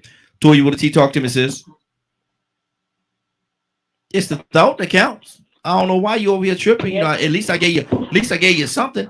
Yeah, I looked in my closet and I went to the back of my closet and I found something that was in it that I don't wear no more. But I wrapped it up real and I gave it to you. It's the thought that counts. Yes, it is. Yeah. And I pay attention to that now. I pay attention to maybe you got it from a hoodoo shop. Who knows? I pay attention to all that. Now, but it's the better, like somebody said it earlier, it's better to give than to receive. Right? Because I know the intent that I put behind things. I know my intent for everybody around me is to prosper more abundantly than me or I ever could. That's the advice I always give. That's what I'm here to do. That's why I'm here to help. So I really try to be a person not to be on the getting in anyway, honey, because I just know me. I'm different. And I could never look at receiving something on a level as if which I would give because I know I'm different. I know I look at this thing different. So again, for me, no matter what anyone can give me, I've put my mind in the mindset that if you use any type of energy, not only will I always be the dominant energy, but I'm going to appreciate what you've done because you took the energy to give me something. And even if it comes with ill and will intent, there's going to cause no harm or fear to me, but it's going to be accepted and appreciated, and I'm still going to be me and give what I'm going to give. You know what I mean? So when it comes to the thought that count, again, I'm going to say it again. It's cool with receiving things. It's cool with giving. But you better pay attention to what is behind the thought of whatever is given. That's good. Captain Leonard, talk to me, brother. It's now that I was thinking about it, it definitely is funny from how that's used and when it is appreciated. Because if you have children, for instance, and you know the little gifts that children give you, it's the thought that counts. Yes. Where they glued something onto a piece of paper. You know, little projects little kids used to do. You hang them up on the refrigerator. Jordy Lahane again. I got something. It's good to know the people that you deal with. Yeah. And so hopefully, you know, and hopefully some of y'all just ain't just too bougie. Well, ain't nothing good enough. That would be definitely poor character.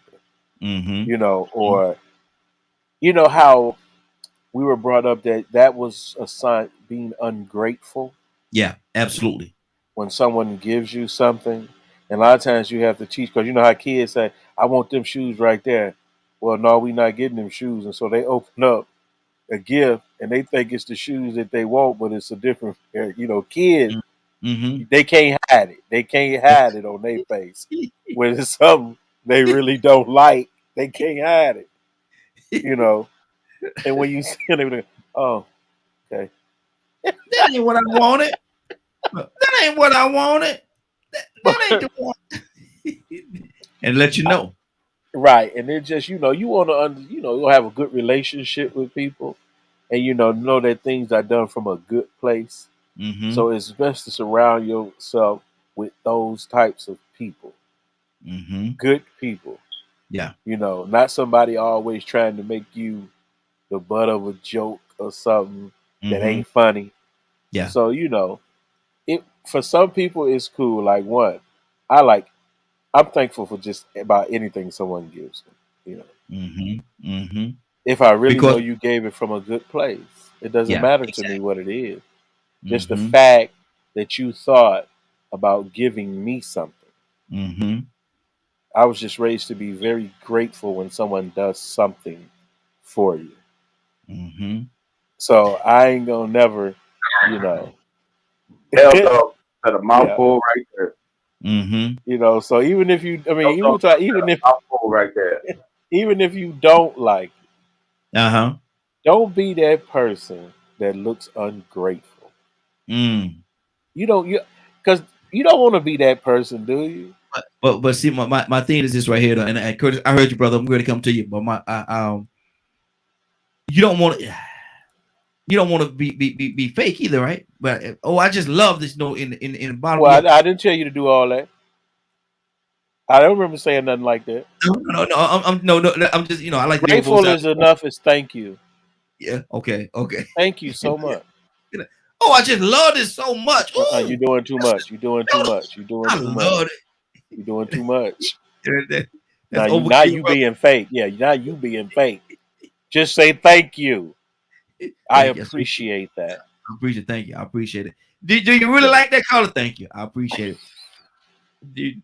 The polka dots and the stripes, they look good together. Thank you. I appreciate it. I want you to wear it to the party tomorrow. Thank you. Now, I might not wear it to the party, but thank you. I appreciate it. Go ahead. Yeah. Go ahead, Curtis. Kurt, yeah, I'm right here, bro. Gratefulness has been replaced by entitlement. Wow. Yeah. There's nothing wrong with being grateful. You like L said. Hold on, I didn't say nothing about all that. Yeah.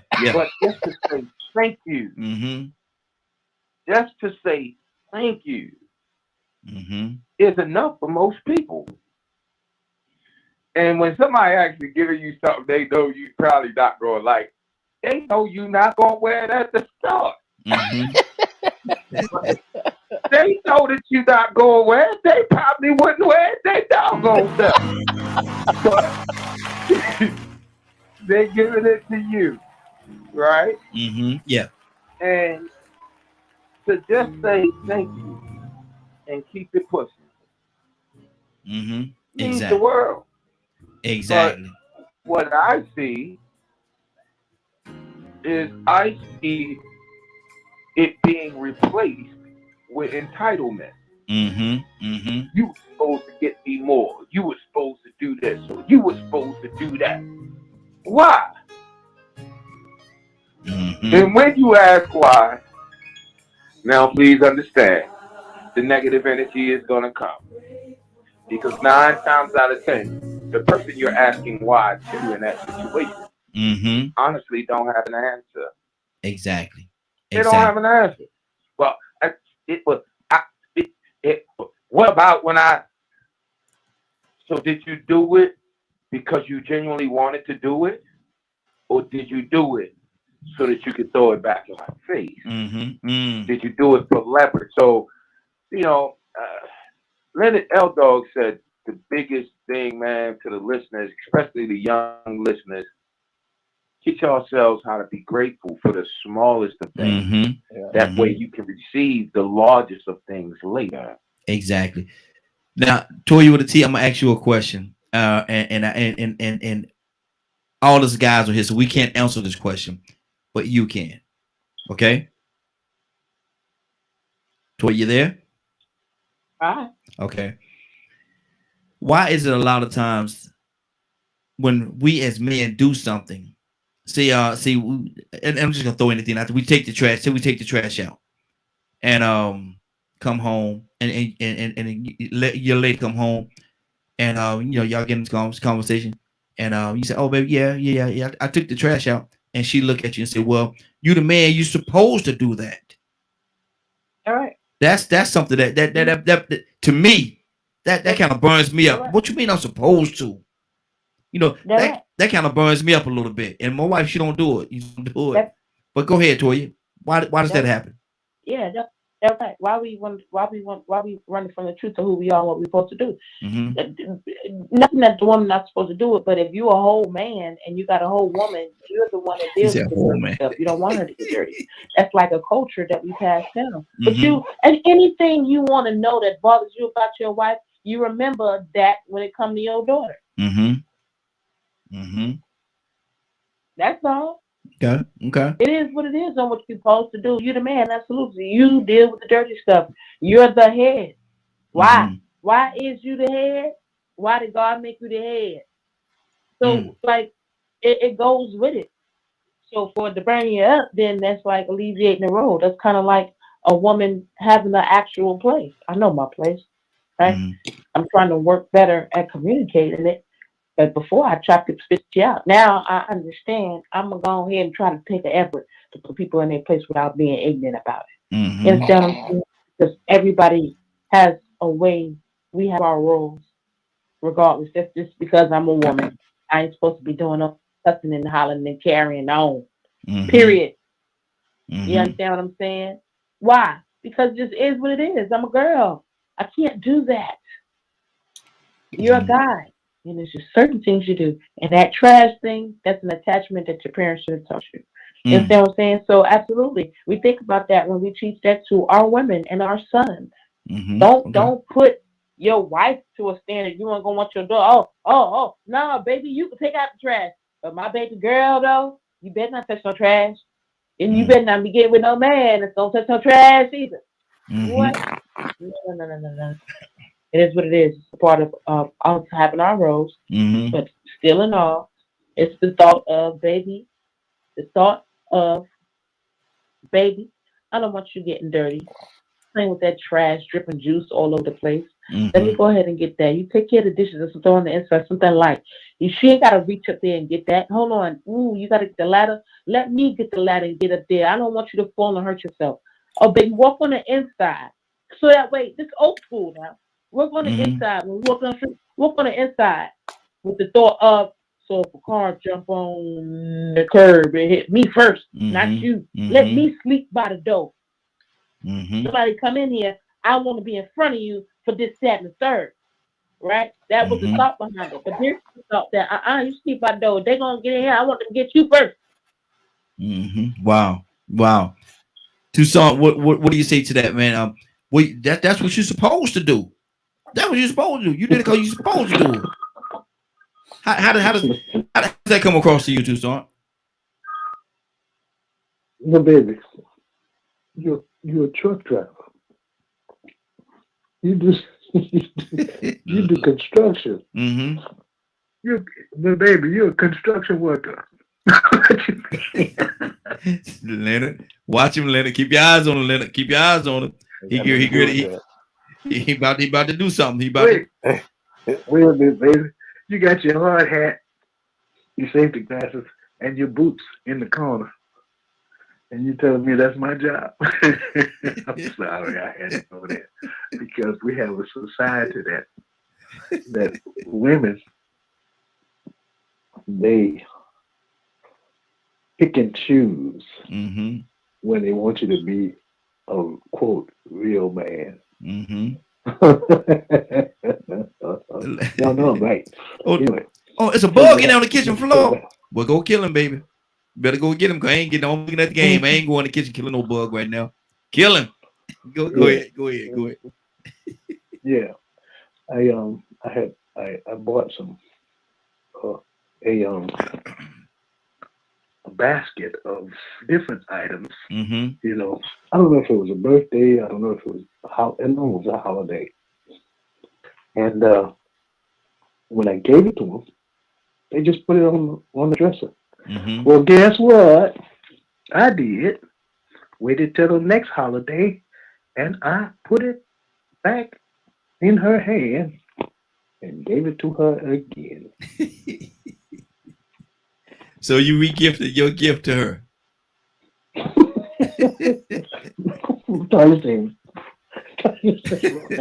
So basically, what you're saying is you regifted her you gave her the same gift 2 years ago. You regifted the gift you bought last year, so she appreciated this What? year. Maybe you, wait a minute, Tanya, wait. Maybe you will appreciate it this time. What? I put a lot of thought in it. I had the That basket. Wait a that minute, made me Tanya. mad. Wait a minute, Tanya. Wait a minute. I pick items, Uh-huh. specific items, to be placed in the basket carefully. Mm-hmm. And out of the goodness and the kindness of my heart, to try to do the best I can to appease. And What? I don't even know if thank you came out. No. So I waited. I waited till the next. I don't know if it was 2-3 months later, and I looked at that thing sitting on that dresser, Still sitting there. Didn't even open it. They had candy in it, and Mm. this and that and the other. And it sat there, and I waited, and I said, Mm. "Happy birthday." Wow. So let me ask you something. What was it appreciated the second time, Tucson? I just gotta know, brother. Was it appreciated the second time? I'd have been on fire the second time. But by the third time I repeated, because it came back for Christmas. Mm. Oh, Mm. Sorry, I'm I'm sorry. dying. I'm dying. Donald. What? Now hold on, you gotta understand now. This the same guy that give batteries on Christmas. What? And look, and my kids, you know, and my kids was like, Dad, Donald. we want to pop. Wait, tell you, my kids was like, Dad, we want some firecrackers. Mm-hmm. So I went out there and I bought a big bag of firecrackers, Mm-hmm. and I took them out in the yard, and I set the bag of fire. With all of them in at one time. Set the bag on fire with all the fire in at one time. They all gonna go off, and we're gonna go on in the house and finish looking at the game. Stop. See about the start? You see what I'm saying about the start? Oh, that's what you want to do. Come on, let's go. Blue. What? Like what? Donald, I gotta get you on the sidebar, bro. For real. You said you gave me the same gift twice. How you gonna tell me what to do with my gift? How you gonna tell me when to use and how to use my gift? And then you gonna go in there and get my gift that I had on my table and get my gift back to me and give me the same thing. But at least you gave me a second one. I had two, and I pushed one to one. And the other, who is you to be taking my gift and be giving me my gift back to me? What? Dan, you should have gave me a fruit cake. It's the thought that counts. Don't be thinking about me, Dan. Curtis, talk to me, brother. We got some stuff going on around here this morning. Donna, you saved a lot of money that time, though. You bought one gift and spread it out over 3 different occasions. 3 years. Yeah, what? That's good. That's good. Boy, look, that's economical. That's economical. You're in trouble too, right? I'm gonna get you two later talking about that's good.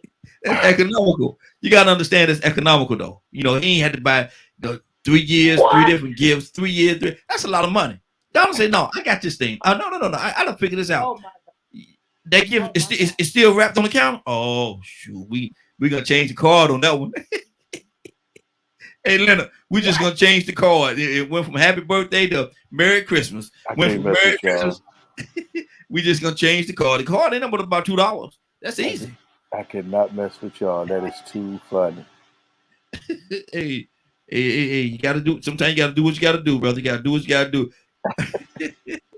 Curtis, what's on your heart, brother? Talk to me. Kurt, you there? Talk to me, Leonard. Kurt might have stepped away for a second.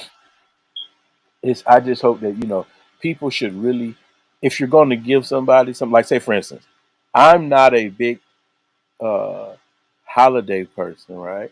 Mm-hmm. So I'm more likely, now I love this new digital age where you could just send a cash app. Mm-hmm. Mm-hmm. Because when I used to get very frustrated when people talk about they were looking for gifts. Let me step in 1 second. Now, let me ask you.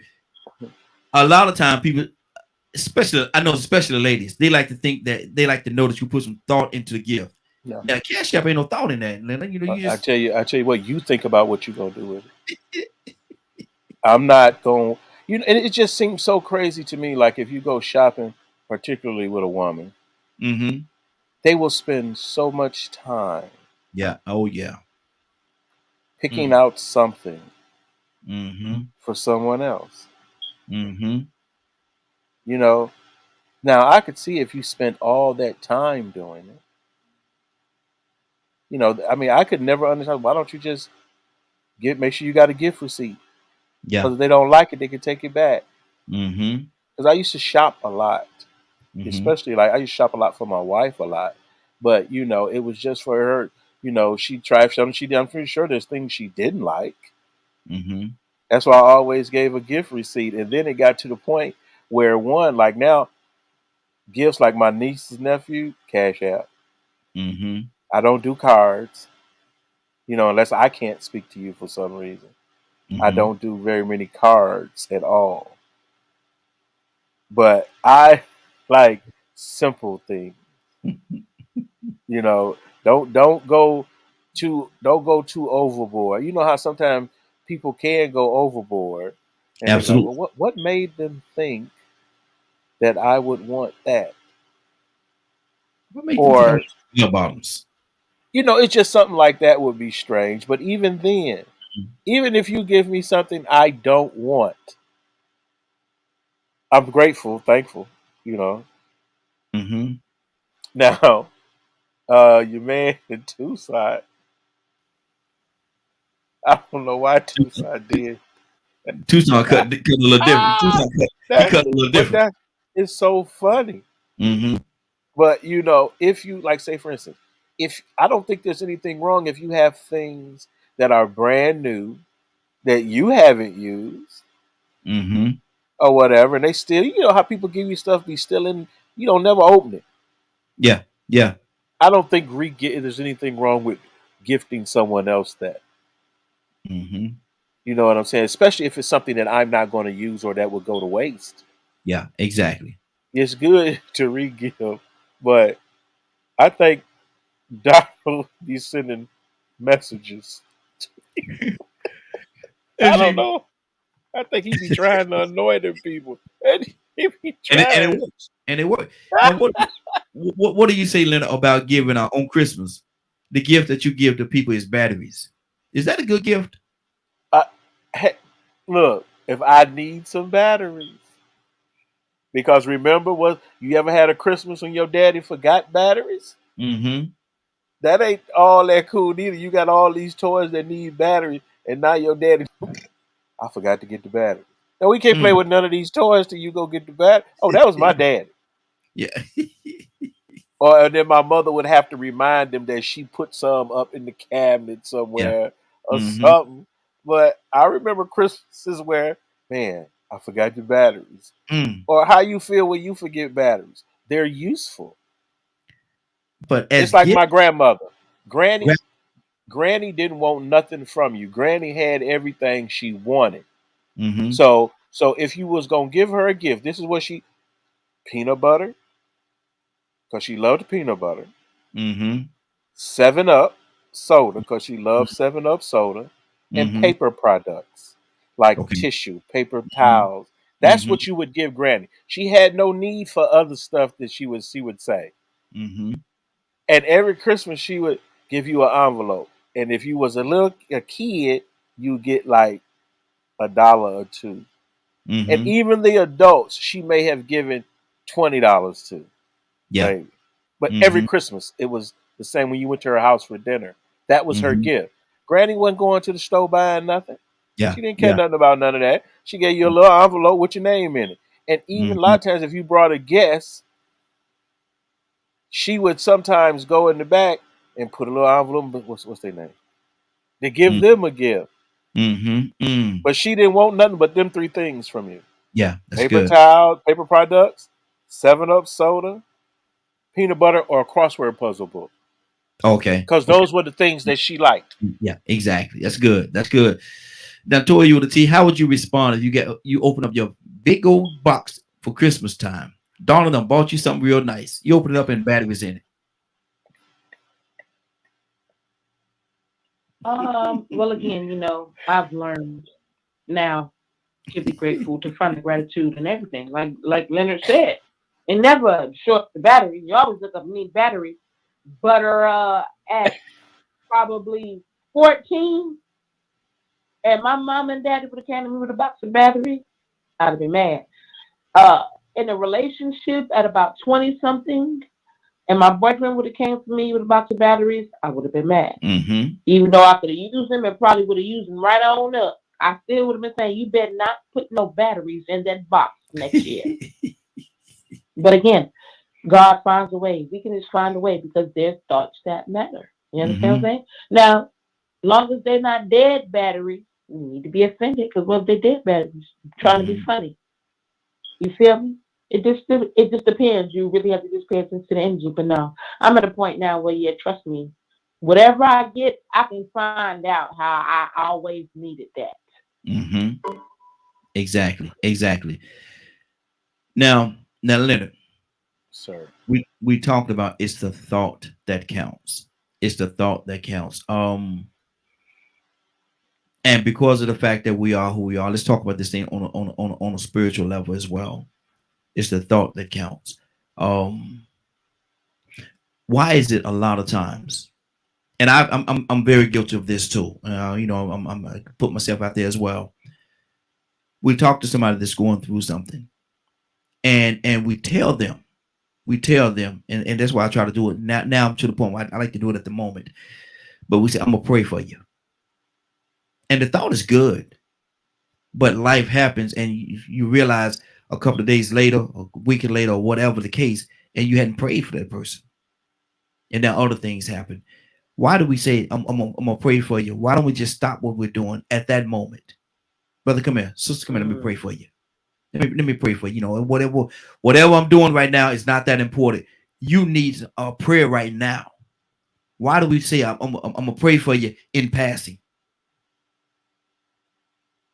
Well, I mean, I think it just depends on how your prayer life is. Mm-hmm. If that is what you do, and you have that type of prayer life, I completely understand. Mm-hmm. I'm going to pray for you. When I say my prayers, I'll pray for you. Usually, I'll pray for people right then, but it depends. You want me to pray with you or for you?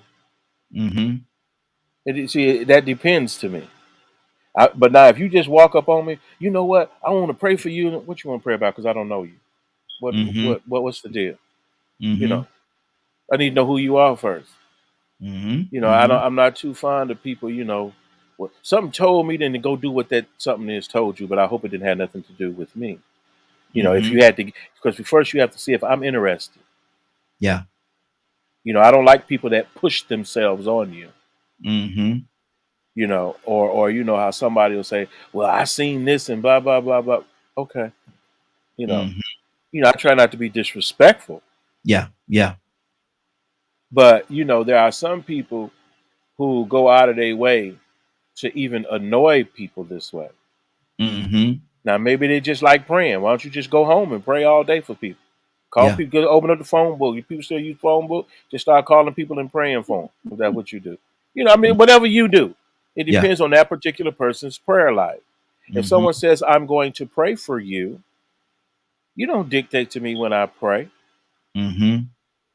You ask me to pray for you. Mm-hmm.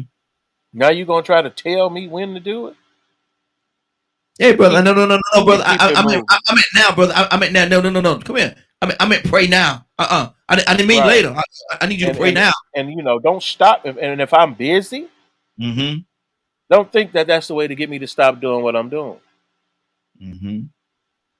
Because maybe I'm doing something else. Everybody's mind is not always in the state of prayer. Mm-hmm. You know, some people say, thank you, Jesus. That's a prayer. Mm-hmm. Mm-hmm. Just like that. Thank you, Jesus. Yeah. Yeah. Or maybe if an accident happened. Remember you said, man, thank you, Jesus. That could have been me. If I'd have still been sitting at that light, Mm-hmm. or what happened, or if you see somebody you don't stop and you pray for, like if you see an accident, oh, I pray that everybody is doing well. Dear Heavenly Father, please let those people be safe. Mm-hmm. You Mm-hmm. know, prayers are that way, this, that, and the other. However, you got some people that go out of their way to make prayer something else. And those are the people that I have issues with. You just said something, brother, and I want to step in just for a second. You say pray and make sure that those people are safe. Yeah. Now see that's powerful. But old man told me a long time ago. He said when you pray, be specific about what you're praying for, because Mm-hmm. if you say that they're safe, their safety may not be here. Like I said, whatever it may be, I hope they're Mhm. safe, because I Yeah. know if they're safe, they're fine. Because a lot of time people say reported or remote. Let me see. Yeah, a lot of times what'll happen is you'll say, I pray that they're safe, and you don't want them to go on to glory. You want them to be here with you, but their safety may not be here. I don't. But you want That's to be, not up to me. yeah, That's not yeah, up to me. yeah, exactly. But you know what I'm You know. saying though. No, man. I know how messy church people can be, Mm-hmm. and misled and misguided they can be. Mm-hmm. It's like, there was an issue with prayer and things like that at church, I believe, and they had asked me to pray or whatever, and I had warned them ahead of time Mm-hmm. that, one, I'll pray how I want to pray. Now, if Yeah. there's a specific prayer you want made, you make it. Mm-hmm. I was like this as a kid. So, one, I am not the type of person that you can push that thing upon. Mm-hmm. And, a lot of people do that. Or a lot of people believe that their prayers have to be a certain way. And the Bible warns you of these people who enjoy these vain repetitions Mm-hmm. of prayer. Mm-hmm. They putting on a show of Yeah. prayer. Yeah. Exactly. I'm Exactly. not really into, those type of people Mm-hmm. where it's just for show. You know, I'm Mhm. more concerned about what is it you really sincere about. You know what I'm Mhm. saying? A lot of Yeah. people pray because they just like to hear their voice over a microphone. Mhm. As long as I'm on the stage, I'm gonna pray and I'm gonna do this or what. Are you praying for the prayer to work or the people to clap because you pray good? Mhm. Mhm. Hey, yeah, yeah, yeah, yeah, yeah, yeah, yeah, yeah. You know Hey, how some people carry yeah. on. Mhm. Oh yeah. Oh yeah. You It's know, a that's go. why I let people who say they called and all that do all that because that's what you say you called to do. Do that. Mhm. Do Who that called? then. Who called You you? Who know, called you? Who it's called like it never was more disappointing than when someone was like wants to tell you how to pray for something. you? Mhm. Like say for instance, I think it was devotion. A lot of people, I don't know if y'all still have devotion at y'all church. Mhm. You know, that's before the church, before service gets Yeah. started. You The open praying with circle. Yeah. devotion. Yeah. Exactly. Yeah. Usually there's a guy that leads the song and a guy that reads the scripture, and then there's one that prays. Mhm. Well, the one that prays should be praying because that's what they like to do. Mhm. If the reader should be the person that enjoys reading, and the Mhm. singer should be the one that enjoys singing. That's usually me. You know, so that's how I see it because I've been in that situation as a child being raised in the church where one you'll pray and then an adult will feel like they got to come behind you. Mhm. If you feel like you're gonna have to come behind me, you should have came first. Yeah. Yeah. So I could sit right there in my little happy little seat and Exactly. enjoy and enjoy myself. Got another caller. Caller, what's your name? Where you calling from? Good morning. It's Sherelle calling from Columbia, South Sure. Carolina. Sherelle. Good morning. How you doing this morning? I'm tired, but I'm good. Good deal. Good. Hey, you still moving. You still doing it. Sherelle, I need to ask you That's a quick. right. I need to ask you a question. Now, topic today is this right here. It's the thought that counts. It's the thought that counts. Does that always apply? Yeah, and everything you do is a thought that counts. Mm-hmm. I mean, in anything. Yeah, that does always apply, Mm-hmm. and that gesture applies too. Mm-hmm.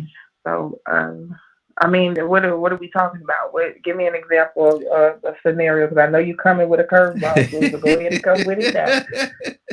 No, because what and we've been talking about, it's the thought that count. But sometimes, the thought cannot be in a good place or in a good way or um with your with your right intentions.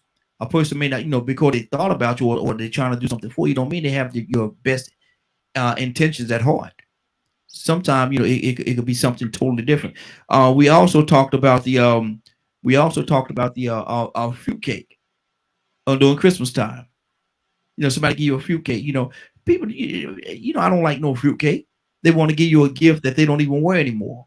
They go into the back of the closet and find something that's old and they give it to you. And they say to you, well, look here, it's the thought that counts. You should appreciate it because it's the thought that counts. I don't think that applies here. What do you say? Um, Yeah, whether good or bad, the thought still counts, whether Mm-hmm. good or bad.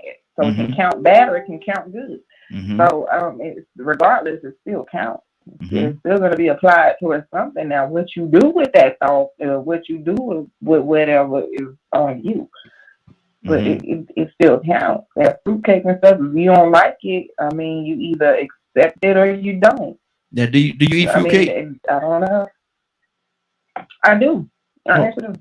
oh Lord Jesus, we found I do, somebody. but if I don't like fruit, because I'm one who's very straightforward, and I'll tell you I don't eat fruitcake or I don't want it. Mm-hmm. I'm straightforward. I'm not gonna accept something knowing I don't want Okay, it so or anything. I'm not. I can't do. I mean, whether it's Christmas. I don't care if it's Christmas. I don't care if it's a regular day of the week. If I don't want something, I'm not going to accept it. I have mm-hmm. that choice. Mm-hmm.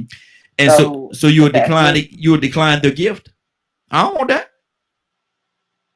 I mean, I ain't gonna say it like that, but in other words, that's what I'm saying. Yeah, yeah. I'm not saying like I don't want that, but in other words, if I don't want it, I don't have to accept it, Mm-hmm. regardless on who gives it to me. I Mm-hmm. don't care if God gives it to me. If I don't want it, I don't have to accept it. You know what I mean? And that's just I don't know, but everybody's different. I'm Mm-hmm. not. I mean, I'm not nice. So I mean, a lot of people say I'm not nice.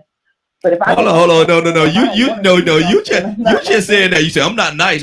Some people say I'm not nice. Hold on now. You nice. just. I mean, I ain't. But if you give me a fruitcake for Christmas and I know I don't want it, or I know I'm not going to eat it, somebody else can have that who likes it. You know what I'm saying? That's how I look at things. So it's not like but I'll have to tell it to you in a different way so you won't feel offended by me saying no, I don't want it. No, I'm good. Okay. Somebody else, I don't eat fruitcake. But somebody else, just say it for somebody else. That sounds better than I don't want that. It's all in your delivery. Okay, that's good. So that's good. But I'm gonna tell you, I don't want. I mean, that's me. I ain't finna sit up here and shit. And you probably won't ever buy me nothing else a day in your life, and I'm still okay with that. So. Well, why can't you just say thank you, I appreciate it, thank you. Like Leonard said earlier, you just say thank you, I appreciate it, thank you. Okay, thank you. Yeah. No, you ain't gonna eat it. I mean, I do. I appreciate the gesture. I appreciate the gesture, but I don't want it. I mean, we be sugarcoating stuff too much. This is why people be thinking they macaroni good and it's not good. And the whole time y'all talking about it behind the back. Don't tell them people to their face that macaroni ain't good. It won't happen again. I promise you. You know what I'm saying? Like, we could eliminate stuff by being straightforward. I'm straightforward like that, though. I've done it plenty of times. Exactly. Did it earlier before I called. So, but it's your delivery. It's not what you say, it's how you say it. That's good. That's good. Curtis, you back with us?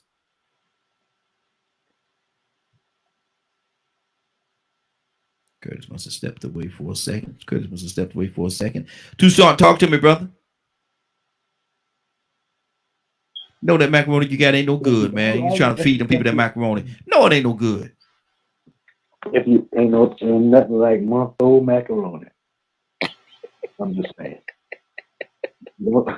If you don't like it by Christmas, Valentine's, because you will see it again. We can get some appreciation out you. Horrible. Anyway, we gonna figure this thing out. I'm gonna get a thank you.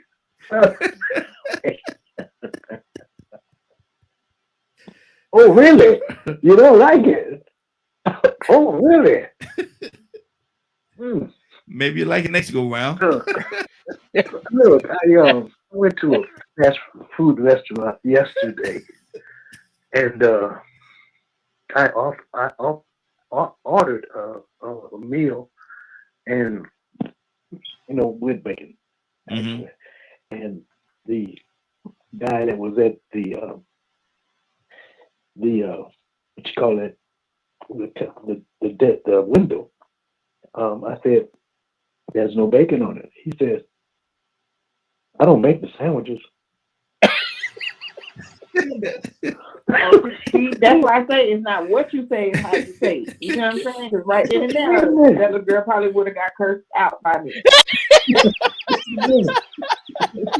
a minute. I said, wait a minute. I said, but wait a minute. So he took it back. And he comes back with the same sandwich with bacon on it. I said, man. What are you doing here? I don't make the sandwiches. I just work the window. No. Let's do this again. What he was trying to do is speed up his line.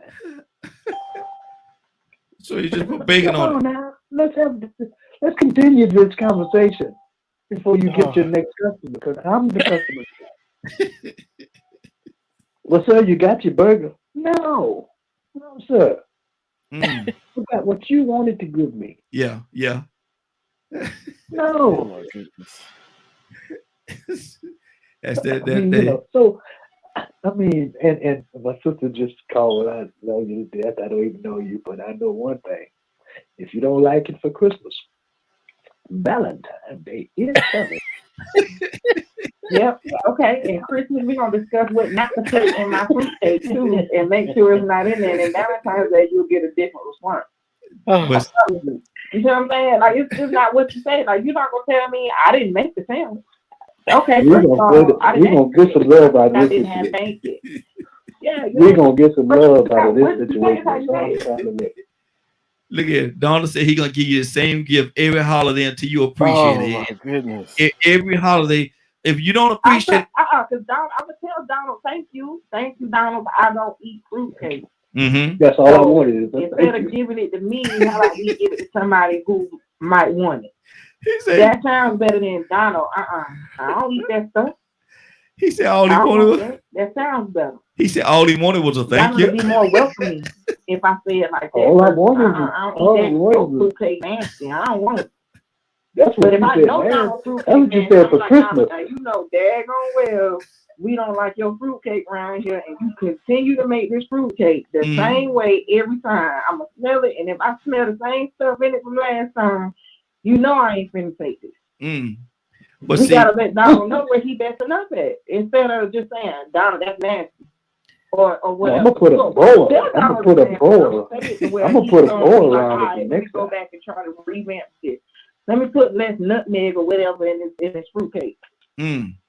But see, I remember. It's how you say things. But Donald don't know. Donald, you give me the same fruitcake for Valentine's Day if you want to. Valentine's Day will be your last day. Give me the same fruitcake. I promise you. Now you know what you're doing.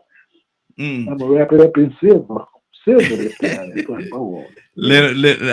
I gotta move on because look at they gonna go back. They gonna play tennis back and forth. Let me move. We got a couple of callers. We got Badger with us this morning. Badger, good morning. How you doing this morning? And good morning, Ohio girl. Good morning. Morning. We talking about it's the thought that counts. It's the thought that counts. And Badger, I'm gonna call you today, brother. I got a little tired of yesterday. I wasn't able to call you. I'm gonna call you after the broadcast this morning. All right, sounds good. Okay. But it's the thought that counts. I heard you give examples earlier. So what was let's see, I wouldn't give macaroni that I wouldn't eat myself. So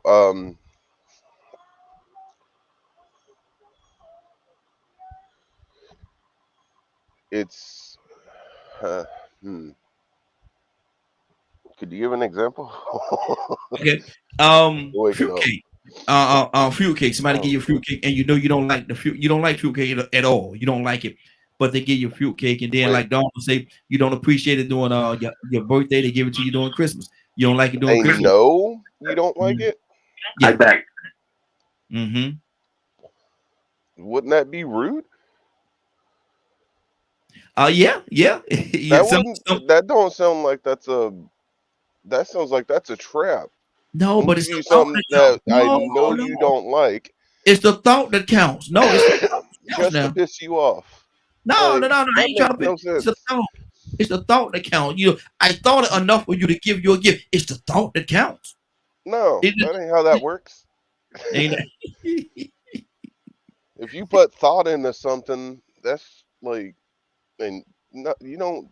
That's rude. Wow, that's good. That makes looking at it in a deeper point of view. That just sounds like just someone sticking a middle finger at you at that point, because they know you don't like it, and then most of the time those people are the ones that are gonna go, well, I got you something. Why are you upset? And they're going to want to twist everything and throw it back in your face. Nope. Exactly. Let me go. We got a few people on the phone here. I'm gonna go to Uncle Cassandra. Then we coming to you next, and we got a couple other people as well. But Cassandra, good morning. How you doing this morning? Good morning. How are you? Hey, doing well. Cassandra, it's the thought that counts. Come on now. Don't worry about it that you don't like it. Don't worry about it. It's not even your size. It's the thought that counts. I went out there and got it for you. Yeah. No, I don't believe that. I believe that if you're saying it's the thought, that means that there was some type of concerted effort in your mind to come up with whatever that you did. And you need, and for me, keep it simple for me. I like very simple things. So I'll be satisfied. And I won't complain about what you did, but I can tell, even if it's something simple, whether you put any thought into it or not. And that's the most important thing. I want to give an example and then I'll be done. I got a phone call yesterday from a young lady, and I get these periodically, that I helped out of human trafficking about 5 years ago, right? And she told me, I was just thinking about you. I wanted to tell you had on my life. She was homeless, and after she left the, human trafficking with the guy, and so she went into a shelter in New York. I got her to New York, which is where she wanted to go, and now she has an apartment. She's in college. You understand? Yes. That right there, that was a thought that meant everything to me because it lifted my spirits just hearing that she was doing well. To me, it's a thought that counts. Yes. For you to call me to just let me know, thank you for what little I played, because it was her that did the work. What little I played in helping her, be free. Yeah, that's good. That's good. That's the thought that counts. And that's good.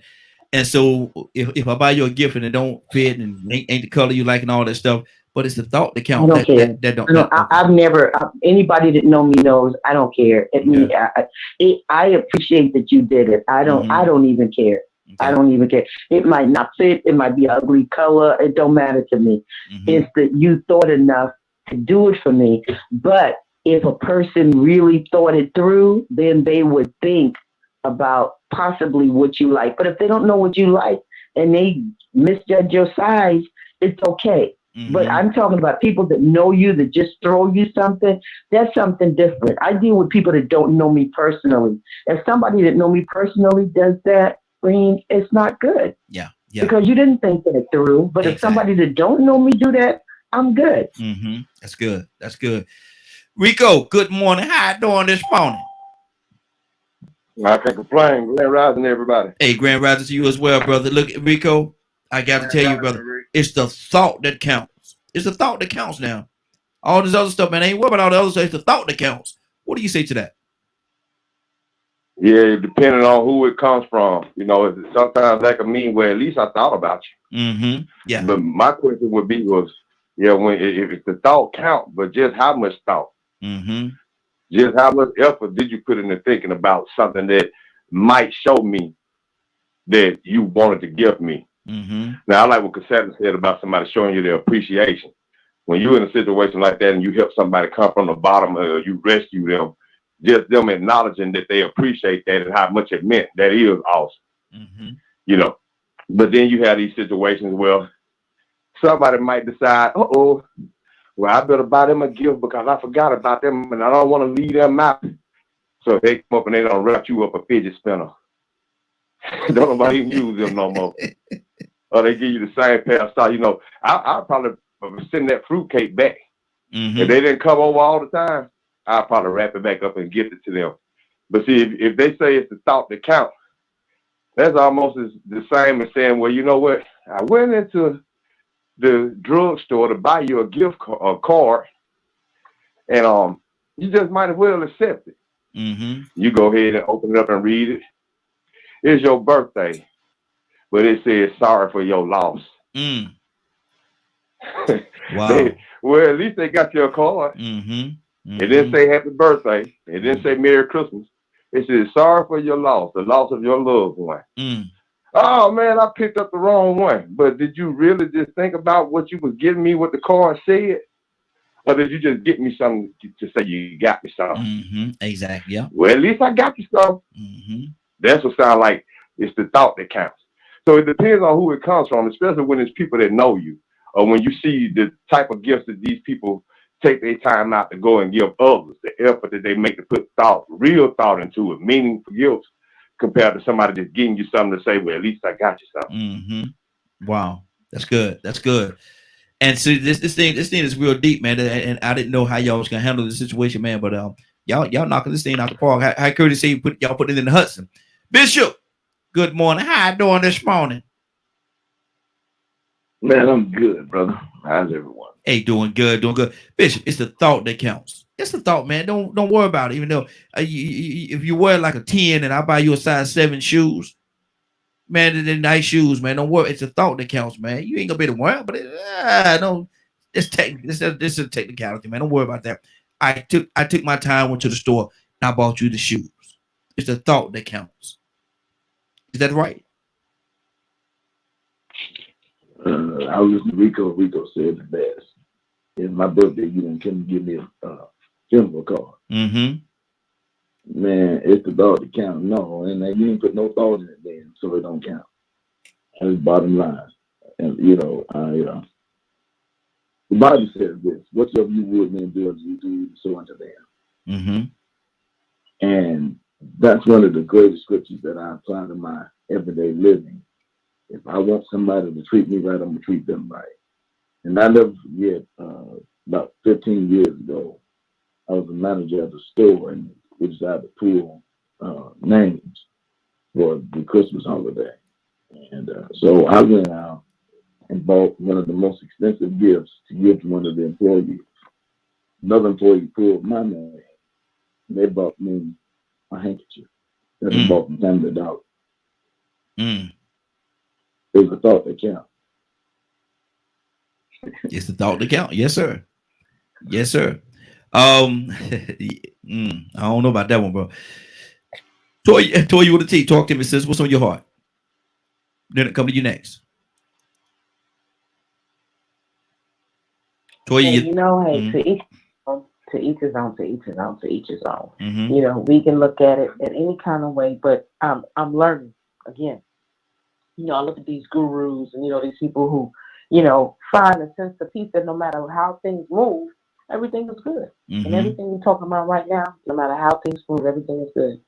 You know what I'm saying? People have different mindsets, they come from different places, they have different values, different cultures, and things that we may think is not a big deal can be a big deal for others. And sometimes when you're not used to having anything, you're so grateful to get anything. Sometimes maybe we feel like nobody ever gave you anything before other than your mom or your dad. So now when someone else comes and does anything for you, it's a different, it's different to you. But it's to each his own, man. But hey, at the end of the day, whatever you get from somebody, you better look at it and have pay attention to it, because it can be everything you wanted. But what if, let's just use it, you want a Maserati, I'm gonna give you Maserati, but you're gonna be my whooping post. When I get mad and I get angry and I get frustrated, I'm gonna be beating on you. I tell you to be in the house at a certain time, and you better be in the house at a certain time. So it can be everything you ask for, but the cost you paying to get those good gifts, are they worth it? Look at some of these basketball players' wives. They be in them elevators. The one in the elevator, he floored a pow. Now, I got this extravagant life, but what did I say so bad? Well, I know what I can say, but I'm going to be ready to square up with a dude. But the average chick not like me. But what did she say so bad when you had to floor her like that? And then you think I'm supposed to forgive you because you give me all these lavish gifts? You give me when you go out, you go all the way out with your gifts. Oh, yeah. But that's supposed to look over the fact that you beat on me if I disagree with you in the slightest of the way. If I come to you and say, baby, listen, I got to go to work in the morning. I can't be hanging with you. Pow! You don't tell me. Come on with the jokes. So again, we got to look at the intent and the agenda behind which somebody is giving us whatever it is. What is their energy behind it? And is it going to be conducive to you? It's going to be worth the price you got to pay. Wow, that's good. That's good. Leonard, talk to me, brother. I think that definitely people will understand. Like you see, we have different people handling different ways. Me, and I think I can't remember the young lady's name before Toy that called. Sherelle? Yeah. It's like, because I think some people may have thought that when somebody give her something, she's like, I don't want that. But no, she said, okay, she take it or whatever. Now, what she do with it after that is her business. But I'm like Cassandra when it comes to people giving me things. I'm always thankful for and grateful for it, because one, why did they give it to you? That's important to me. That thought that you said, why did you? It don't have to be nothing I really like, but sometimes it really is the thought that counts. Like I said, it's best that you don't try to go out of your way to impress a person like me, because I don't want to disappoint you. When you don't see that expression on my face of just unimaginable joy. You know what I'm saying? So I'm not really an over emotional person like that. But I am very grateful for everything. You give me a ink pen, and I'm thankful. Anything, and I'm thankful for it. Because you don't have to give me nothing. Or you could have gave me something horrible. Yeah. You know? So I like to play it kind of cool when it comes to the gifts and stuff like that. So, thank you. Even if it's a fruitcake, right? Thank you. I'm gonna put it right here. That's where I'm gonna put it.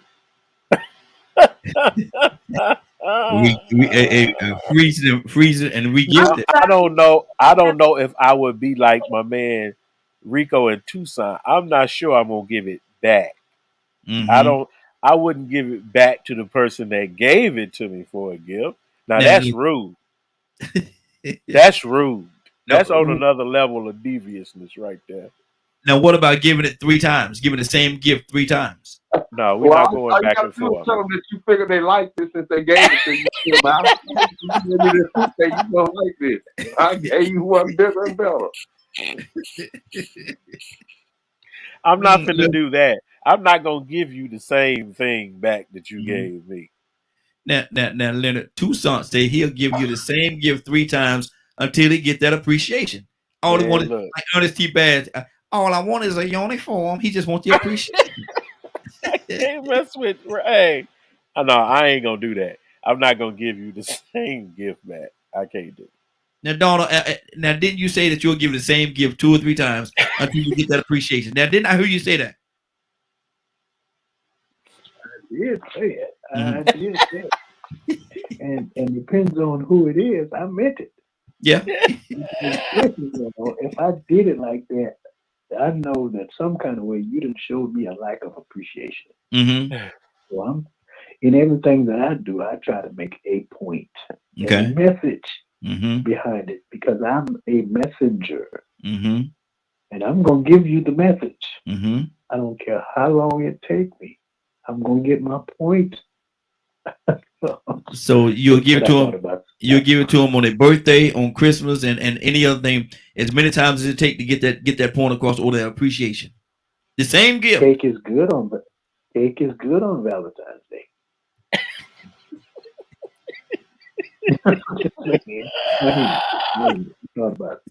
Did Donald say he giving fruit cakes for Valentine's Day? He did. He sure did. Oh my God. Oh boy, that's too funny. Yeah, Raheem, you was talking about pulling names. I think I was in the 6th grade. And remember how you used to have these little bow and arrows and these little paddles with the ball string came out of it. And I think it was another gift that I got. We used to pull names, and I pulled a name for one of my friends, and I gave him all 3 different items. I know it was the bow and arrow. I know it was the ball with the string and the badminton type of thing. And it was something else that I gave him. And he pulled my name. And, it was wrapped in about a 10 by 6 little thing, small package. And I opened it up, and it was gingerbread, man. I was hot as a fire. I must have missed it. He don't like gingerbread. I said, I'm teaching him when school is out. You gonna get him? But man, that was the best gingerbread cake that I have ever had in my life. And you was angry. I was upset until I tasted it. And it was awesome. So it was the thought. It was but I was upset. Ungrateful. See? I was ungrateful, and I never forget that. That was I reached a turning point in my life. That gingerbread did it, didn't it? That gingerbread changed your whole life. God almighty. Thank God for the one more thing, Ryan, one more thing. And I hear these ladies talk about anything that you give me, I'll be appreciative or Mm-hmm. whatever the case may be. Mm-hmm.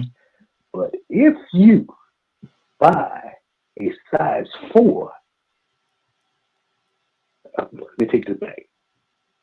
If you buy a woman that is a size 4, a size 10, you in trouble. You in trouble.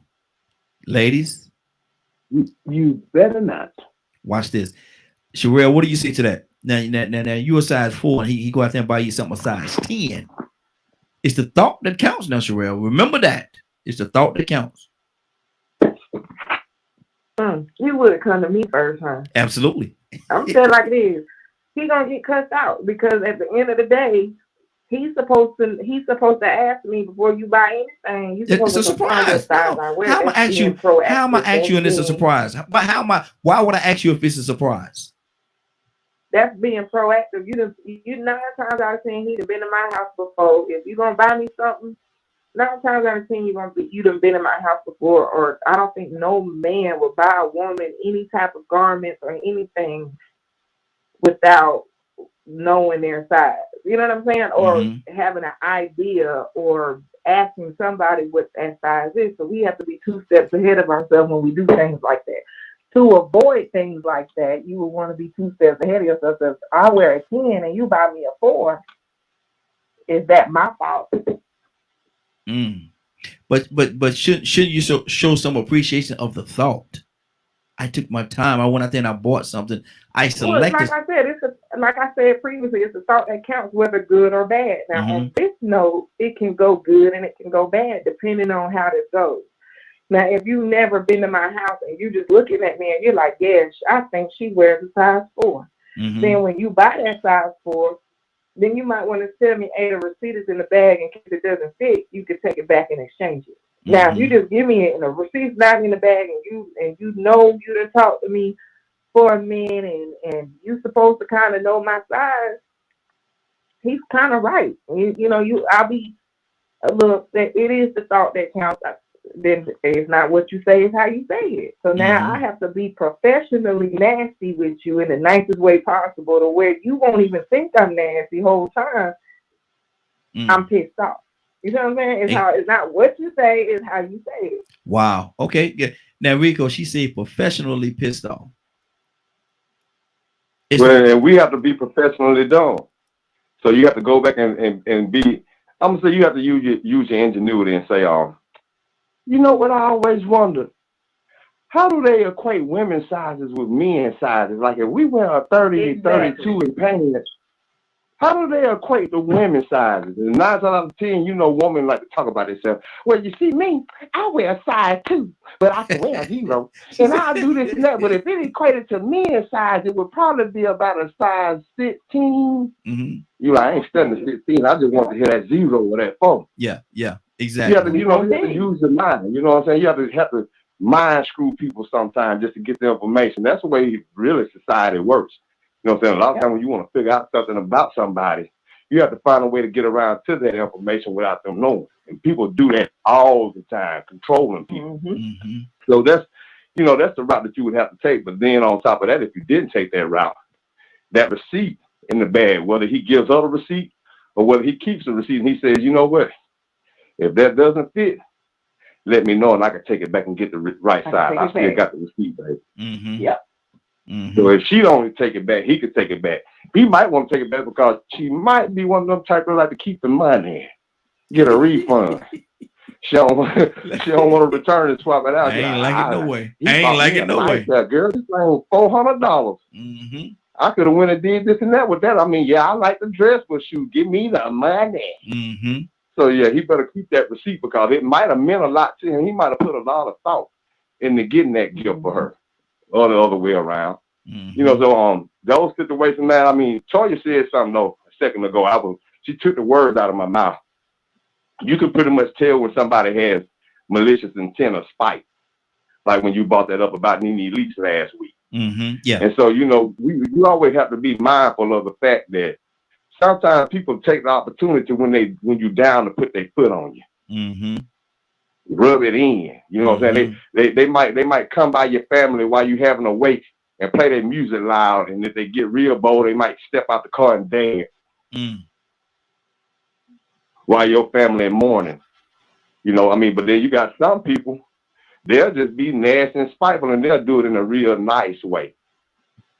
They'll send you a card, or they might come to the funeral and they might sign the book as a guest. And the whole time they said rest in peace, the back of their mind they laughing. Like they did with Alpo. You know, everybody been talking about that guy Alpo got killed. Some people, you know, man, Alpo dead. There's a lot of people happy that man dead because he reveled in killing people and snitching on people and killing his best friends for money. So, you know, some of the people in those families of the victims, his former victims, they may come and show their condolences. But deep down inside, he might be being funny. They might actually have a lot of malicious intent. That malice, that's something serious. So, you know, you can pretty much read in between the lines when somebody is being sincere or not. See, that's what the big word that's involved in this. When somebody says the thought, it's the thought that counts. Yeah, but how sincere were your thoughts? Exactly. How pure? Exactly. Good deal. Cassandra, talk to me. What's on your heart? Badger, coming to you next. Hey, Ryan, I'm back. Okay, good deal. I'm gonna hit you in just a second. Cassandra, you there? Cassandra. You have to come back to Cassandra. Badger, what's on your heart, brother?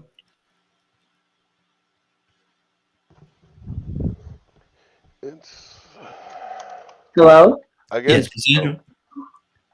Cassandra? If Cassandra's back, you can go ahead and. Yeah, I'm sorry. I was hitting my mute button to take it off mute, and it just wasn't coming off. It's my phone, but I'll go after Badger if that's okay. No, you go ahead. Ladies first, and I'll go right back to Badger. Go ahead. Yeah. No, we can come up with a lot of different, scenarios of the thought that counts. But when I heard the topic, I was thinking, on a more positive note. I don't know. I just appreciate whatever people do for me. I don't know. It matters, but it doesn't matter.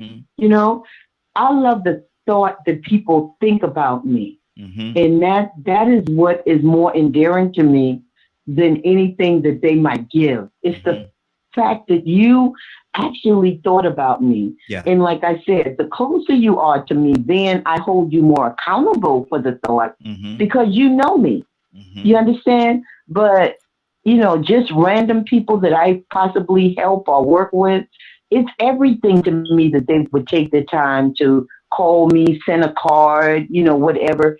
That means everything to me. That's good. And what energy does it let off for you to be negative in a situation like that when a person, they give you something? What energy are you putting off if you come back negative? I don't like that. I don't know why you took the time. Exactly. When you took the time, I mean, exactly. you shouldn't go to the never do that. I would. I mean, I know people around me that would do that. They would say, "I don't like that. Who'd you get that for?" I would never, ever do that to someone that took the time to do something for me. Exactly. I just wouldn't. Exactly. Badger, talk to me, brother. What's on your heart?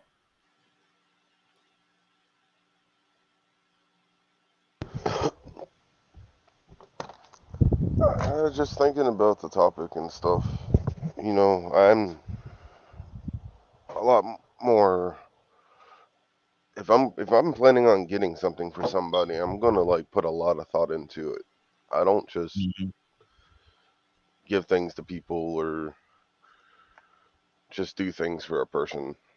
Normally, there's a lot of thought behind pretty much everything I do. So,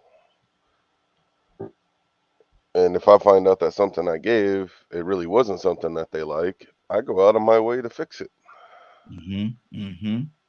That's good. Because to me, putting thought into something for somebody is putting your heart in it. So, I guess I'm just I'm weird when it comes to this kind of topic, I suppose. That's a good thing, though. That's a good thing. There's nothing wrong with that, to put the thought into it and make sure that the person that you're giving the gift to really appreciate it and it's something that they can use. That's not a bad thing. Curtis, what's on your heart, brother?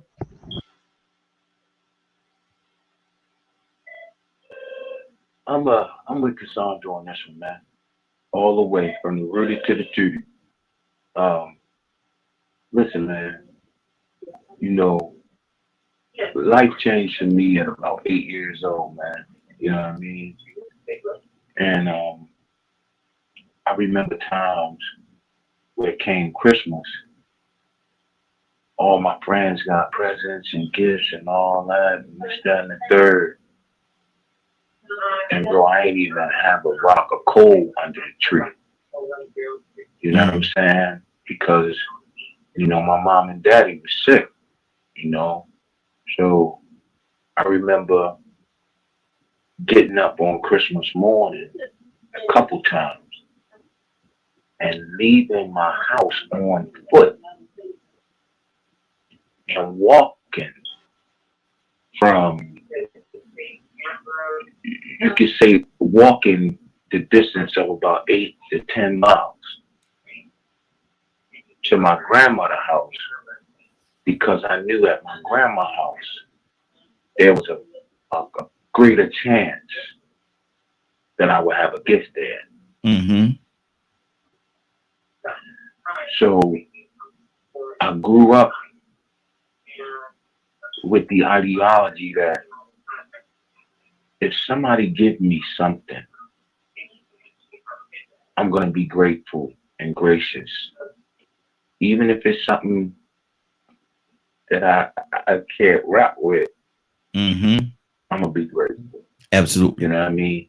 Even if it's, and I learned this from an old dude that I used to hustle with.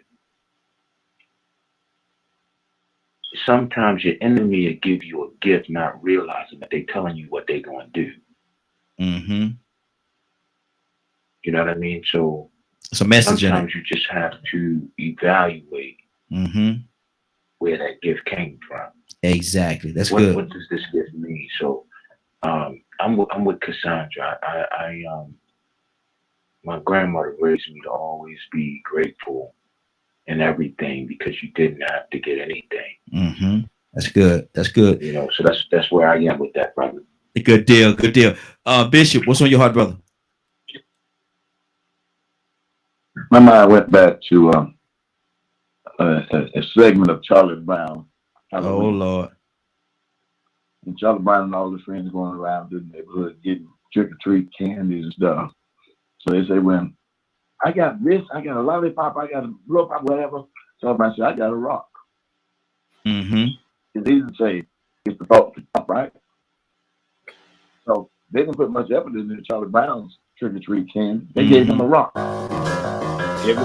Every segment, I got a rock. So I'm always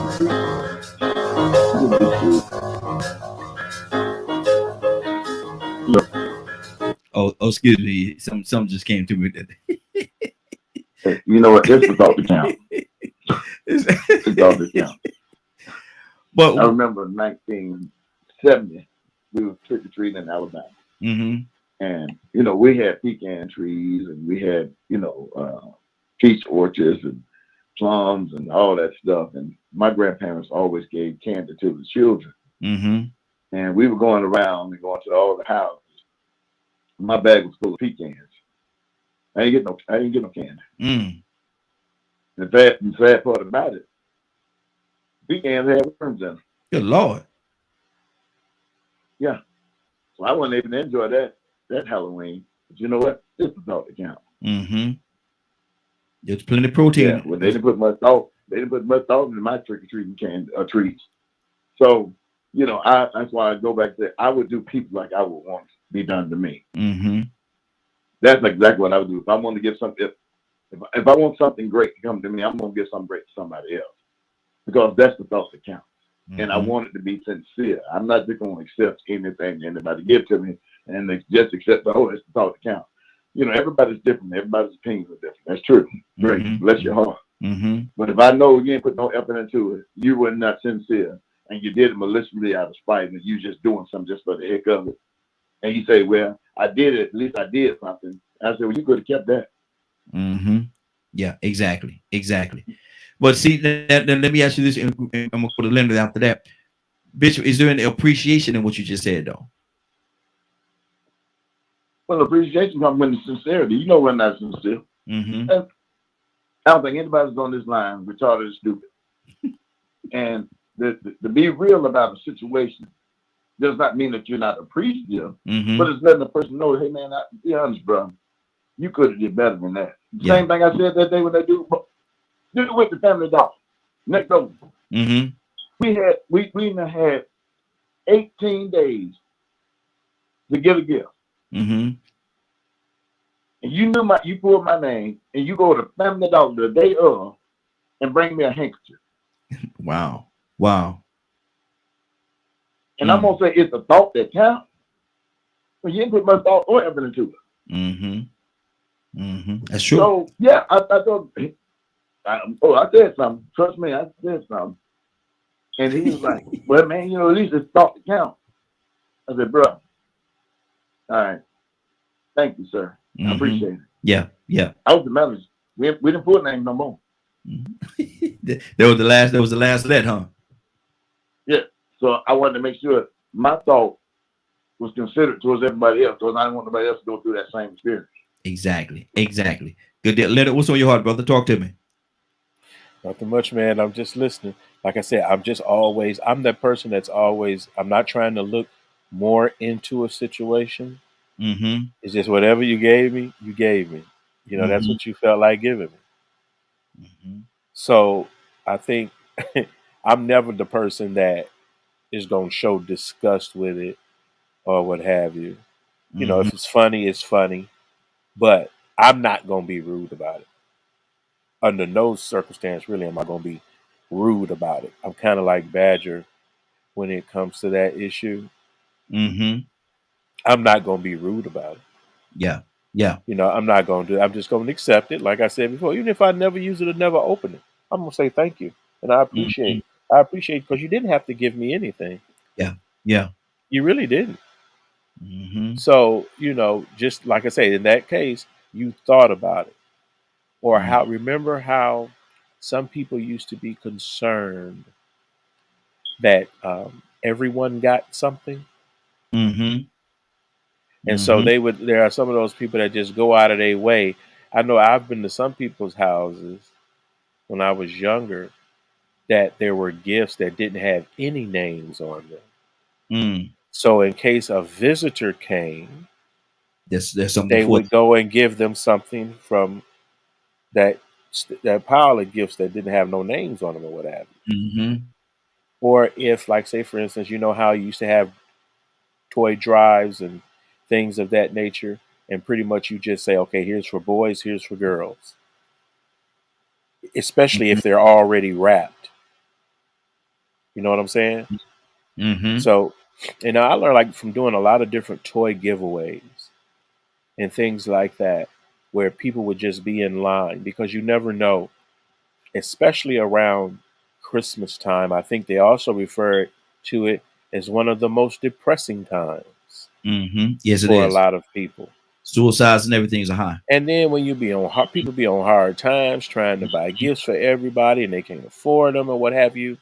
And just with doing those Christmas giveaways, it was you could see that kids were very excited. And also parents were excited because here it is, they may not have had any money at all for extra gifts. But they could come to the toy drive and their kids could get things. And that was enough to make them happy.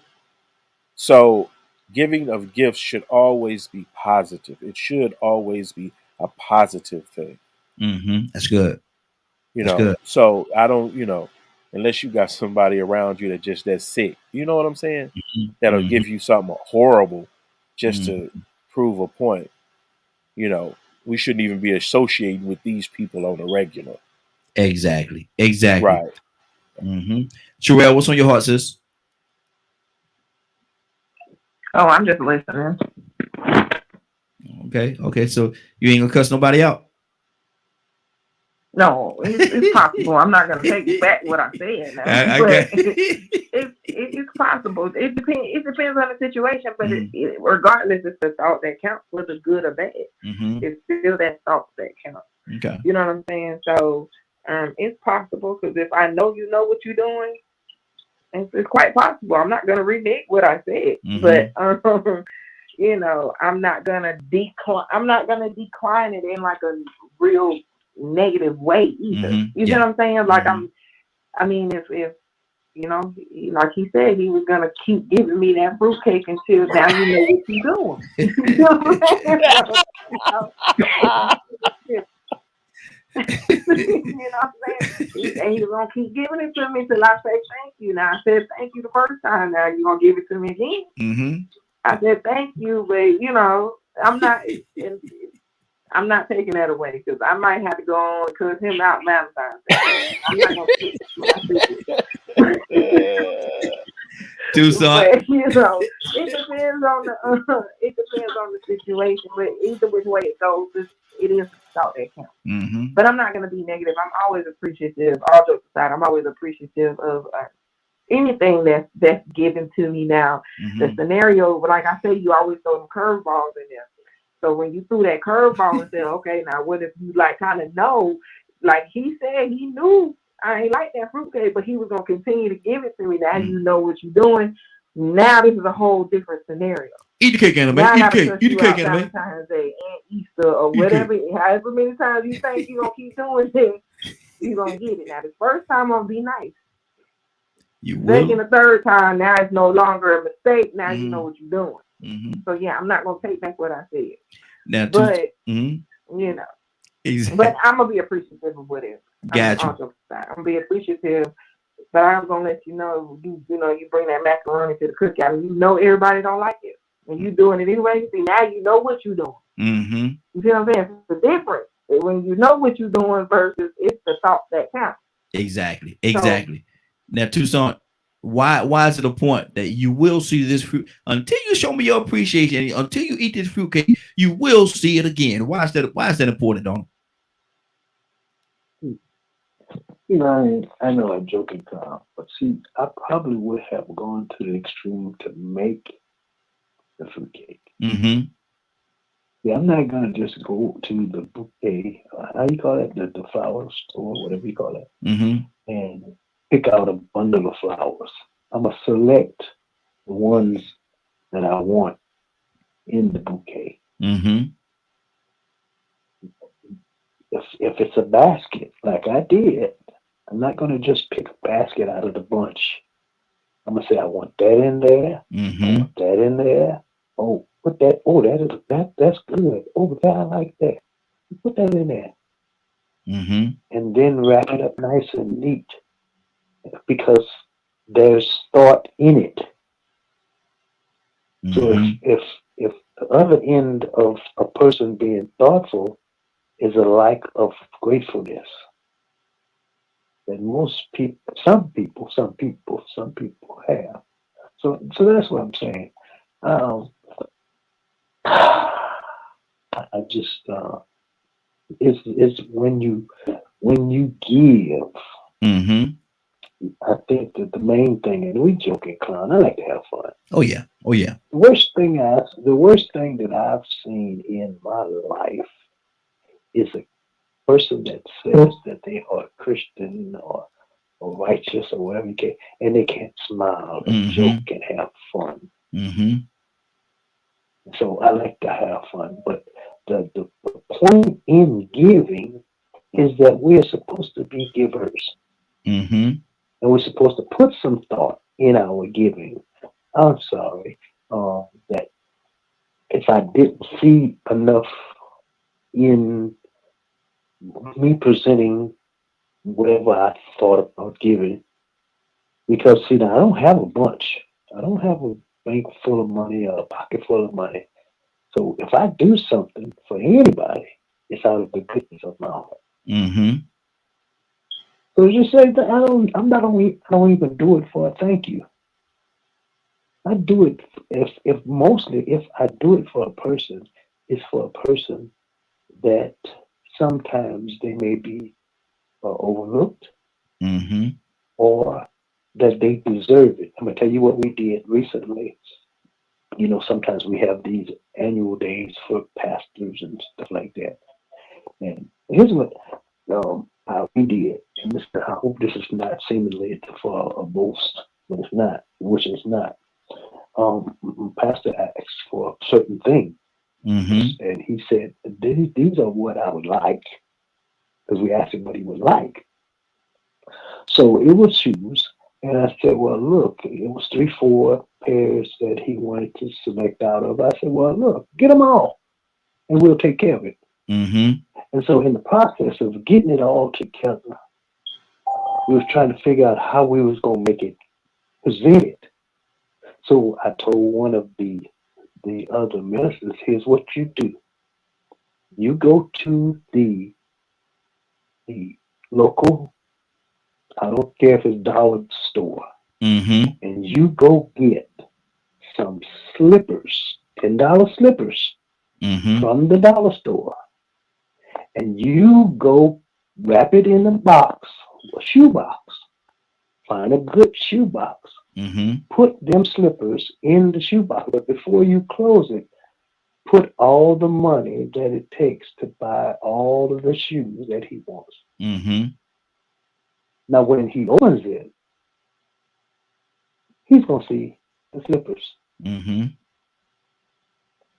But when it all comes to the play, you're gonna see all of the thought that was put into it. Because who does stuff like that? Yeah, exactly. That's good. That's He good. could have said before the whole congregation, "Oh man, look, they done gave me some slippers. I'm so upset." You can go ahead, but if you open it up and complete the task that was put into it, you'll see just the appreciation that we have. So anyway, Exactly. That's good. That's good. Don Sherrall, good morning, sir. How you doing this morning? Good morning. How's everybody? Hey, doing good, doing good. We're talking about it's the thought that count. It's the thought that count. What do you say to that? Is that always the case? Well, no. Well, first of all, I would just like to say, Brother Tucson, I appreciate what you said. I got on the tail end of it, but it was really, really moving. No, it's not just the thought that counts. I think the thought is important. You know, thought is like basically saying it's emotion. You know, a thought is an emotion. I'm thinking about you. Like you tell somebody, I'm thinking about you. Oh yeah. You know, so that's good, but that does not. That's not what is needed all the time. People don't know if you're just thinking about them, and so it's the thought expressed in action. You know, I think people do things. Sometimes people do things, and it's not really from their heart. You know, but if something is done for you, whether it's from somebody's heart or not, and it's something that you need, then it's more powerful than just a thought. You see what I'm saying? You know, so I think the thought expressed in an action is what we all need. You know. Now I know that there are times when we're unable to, you know, express an action or give an action, you know. But and those are those times. There may be those times I can't think of them right offhand, but that's between us and God knows our hearts toward whatever situation. Sometimes we're unable to do this and the other, but most of us are able to, like my brother, he said, go to the dollar store, get something, or if not able to do that, just express some words, just words, you know, or whatever, because some words really mean a lot sometimes too. So I think thoughts and feelings expressed in action is what counts. Good deal, good deal. Rico, what's on your heart? Cassandra, coming to you next.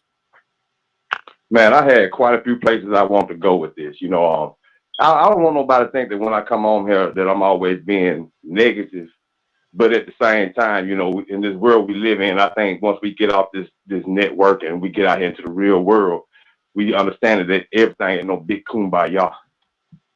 You gotta look for the negative in things too, because if you don't, you won't be prepared for the unexpected. So, when you ask that question, this topic that we're talking about, I can think about something as simple as Cinderella. Cinderella was living in a life that she had to accept less than, and she needed to be grateful because at least she had a place to stay. There's a lot of stepchildren out here that ain't liking this conversation about being grateful. I'm one of them. I think about situations like that where people actually, don't get me wrong, you shouldn't feel entitled when somebody gives you a gift. It's all about how considerate they were, or how, sincere they were. I said that earlier about how sincere from the heart it came. And when they're coming from the heart, when they're being sincere. But then when they're being malicious, that's another thing. Or when they're just being downright nasty. And so, I think we have to realize that we shouldn't have to settle. I think you might create a situation or an atmosphere where people start to settle and just be grateful and ignore the things the malicious intent that could have came behind those things. I can recall when I was in elementary school, we had to trade gifts. I was thinking about that when Bishop was talking about it. How there was this one girl, man, I had to give her a gift. And she wouldn't, sometimes she didn't even wear one sock to school. She might have one sock or socks with holes in them. And I always noticed what she was lacking because all the other students picked on her. They shunned her. They made her feel very disconnected. And just so happened I was the one that had to bring her a gift. So I bought her some socks. She had to give me a gift. She didn't give me too much in that. I knew she couldn't afford it. I didn't expect that. But then there was another student in the same shape as I was. They were part, I'm going to say, you could say they were the halves and they had to swap gifts with a half not. And they gave the half not a little bit of nothing, but then gave their best friend, it might have well been a Christmas gift from under the tree. And I noticed way back then in the third grade how that was. But, we got caught up on this giving. You know how many times people say, man, rest in peace. I thought about calling you yesterday. Rest in peace. I thought about coming by to see you when I passed by your house today. I just thought about you 30 minutes ago. Now I'm seeing that you gone. Rest in peace. The thought don't matter then. Exactly. So we have to think about just when we start saying how appreciative we are, and it's the thought that count. Man, I can look on Facebook and any other social media platform every day, see what somebody done passed away, and then you see what brothers and sisters and family members, they just thought about them. They wish they would have stopped by. So it ain't the thought that count. It's a little bit too late to wish you would have stopped and seen your grandmama. It's a little bit too late to wish you would have stopped and talked to your brother when he asked you to come by. But now all of a sudden, you can't go see him no more. The thought don't count then. Well, how about if somebody needed rescuing? Well, you know what, man? I thought about pulling them out that car, man, but I didn't want to get burned up neither. Well, that didn't save their life. The thought. Exactly. That's good. Let's go to Cassandra, Toya, and then we're going to Bishop. Cassandra, you there? Cassandra? Yes. Yes, ma'am. Hello. We're gonna touch a few more people before we get out of here. What's on your heart? Yeah. So really quickly, I just wanted to say something, like a little funny. But I had I taught kindergarten and first grade for several years. And one year for Christmas, one of my 6-year-olds, he bought a big little box, and I was like, wow, this is a nice size box, because normally they give you like the little tiny things. And so I opened it up. He was like, everybody was opening their little gift, and I opened it up. And I don't know what his mama was thinking, but he bought me a negligee. And I pulled it up, and I was like, oh my God, I didn't say that out loud, but in my head, I was thinking, who buys their teacher a negligee, and why did his mother let him buy his negligee? And it was hilarious. I mean, it was a cute little negligee. I don't know whether they were on sale at Walmart or wherever, but wow. Something I don't know, but it was. I thought it was funny. It was cute, but I was like, boy.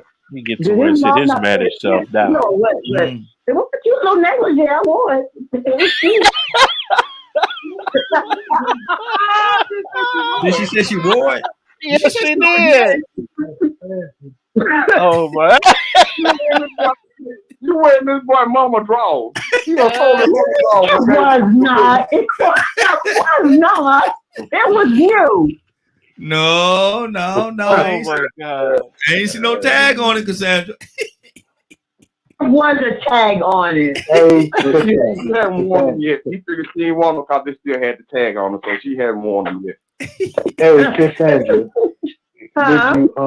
did you go to class and tell him, I have on your presents? Oh my goodness! No, it's fit. It's size 4, perfect. Get somewhere a else. 4 will not fit on this body. No. That was a mannish little boy, is what they were. That was a mannish little boy. He talking about, I'm glad you enjoyed it. Can you send me some pictures? I guarantee you his mama didn't know he gave you that. No. I hope not. Because his mama should have said, "Oh she no." Wondering what happened to that lingerie right now. She thinks somebody want her home and wants to give it to somebody else. They don't say who got to go for that. No. See what you did, Cassandra? See what you did, right? Let me see. Let me go to Toya with a T. What's on your heart? Yeah, well, through all of this, first of all, it is okay to reject a gift. We didn't gotta accept anything that we don't like, and we can do it and say it nicely. You understand what I'm saying? Mm-hmm. But not for nothing. How you gonna tell me how to feel? How you gonna tell me I can't like your present because you bought one? You could have spent the energy, and all the energy you spent, I don't like it. So now I gotta take a gift that I don't like. It's not my fault you don't know I didn't like it. You thought I would, and you really, really, really tried. But I really don't like it. So now I gotta take it because you bought it. No, that's really not the case. We're all talking about manners and morals, and kind of a way that we do out of the sake and consideration of each other, but really it ain't gotta be like that. Mm-hmm. Because in the real world, what do we teach our kids? Don't be accepting gifts from people. If we so giving, don't be mad when your daughter gives to the boy then. Buy him sneakers, buy him this, buy him that then. We cannot accept gifts, let's be 100. And if it's something that you don't like, I need to be woman enough to say, oh, I thought you would like these bowling shoes. And you say, oh, no, boo, I'm sorry, I don't bowl. But yeah, we can go get something that I do like. What's the problem with getting something that the person likes, first of all?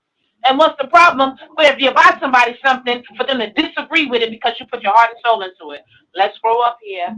Eat the cake, Anime. But, eat the cake. Hey, it is what it is. Eat the cake, Anime. Eat the cake. It is what it is. Eat the cake, Anime. Eat the cake. Eat the cake. Yep, eat it. I don't like strawberry filled cake. Well, you gonna eat the cake because I took a long time to cook this cake and I made it for you and I don't care. I'm gonna buy you what I like. I like strawberry filled cake, so I bought it for you. Eat the cake, Anime. Just eat the cake. Okay. Eat the cake. Bishop, what's on your heart? Man, Toya.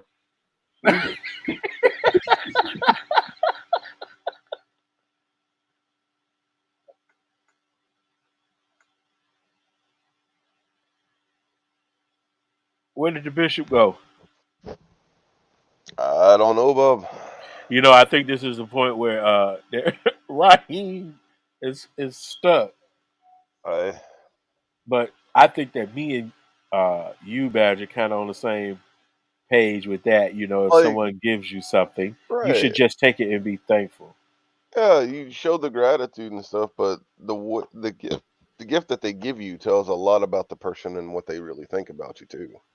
Yeah. Well, I guess I mean, I don't know how I would have I know how I think about the situation that Cassandra mentioned, but then sometimes a gift is inappropriate.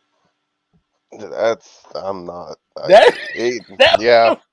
my mother would have told me that's inappropriate to do that, to give my teacher a negligee or something like that. Right. You know, Oh man, I can't imagine doing something like that. there was a person during one of the holidays. You know, they know my wife and kids have allergies and stuff, right?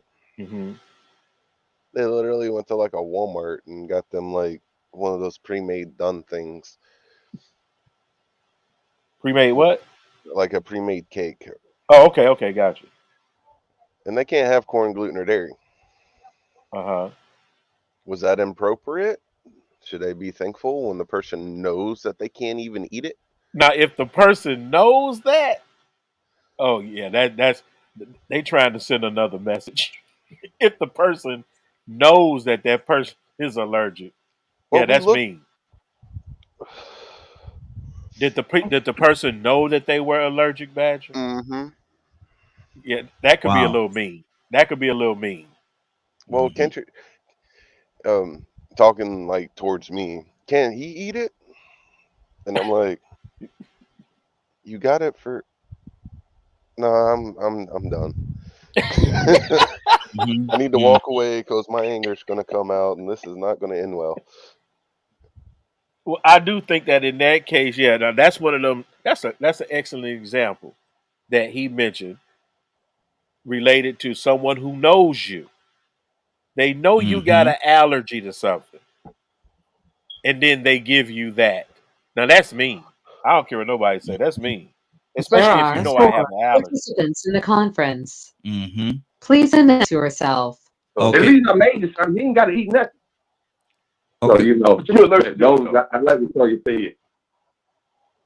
Okay, we got kicked off there for a second. We'll be back now. What y'all got going on over there? Oh no, I know someone just helped into the call saying something.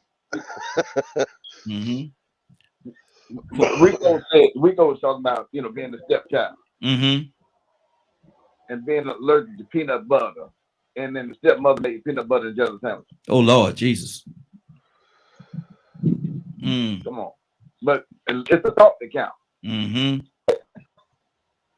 And somebody I appreciate Rico. I remember his story too. How his stepdad treated him, and he been out on the street from a little boy. So he can speak from that Cinderella process.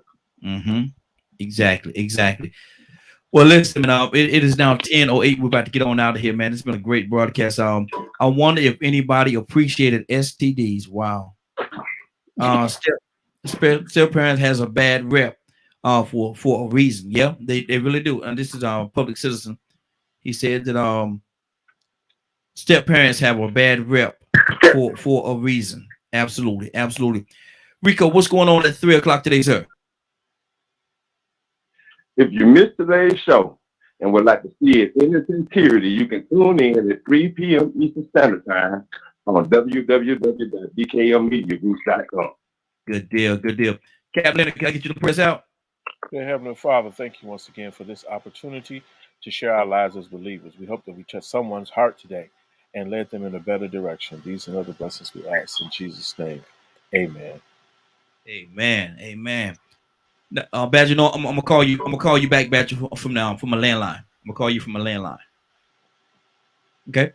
It is now. I want to thank everybody for joining us, and more than that, I want to thank you for allowing DKM Media Group and Associates and the Morning Glow for being a part of your day. It is now 10.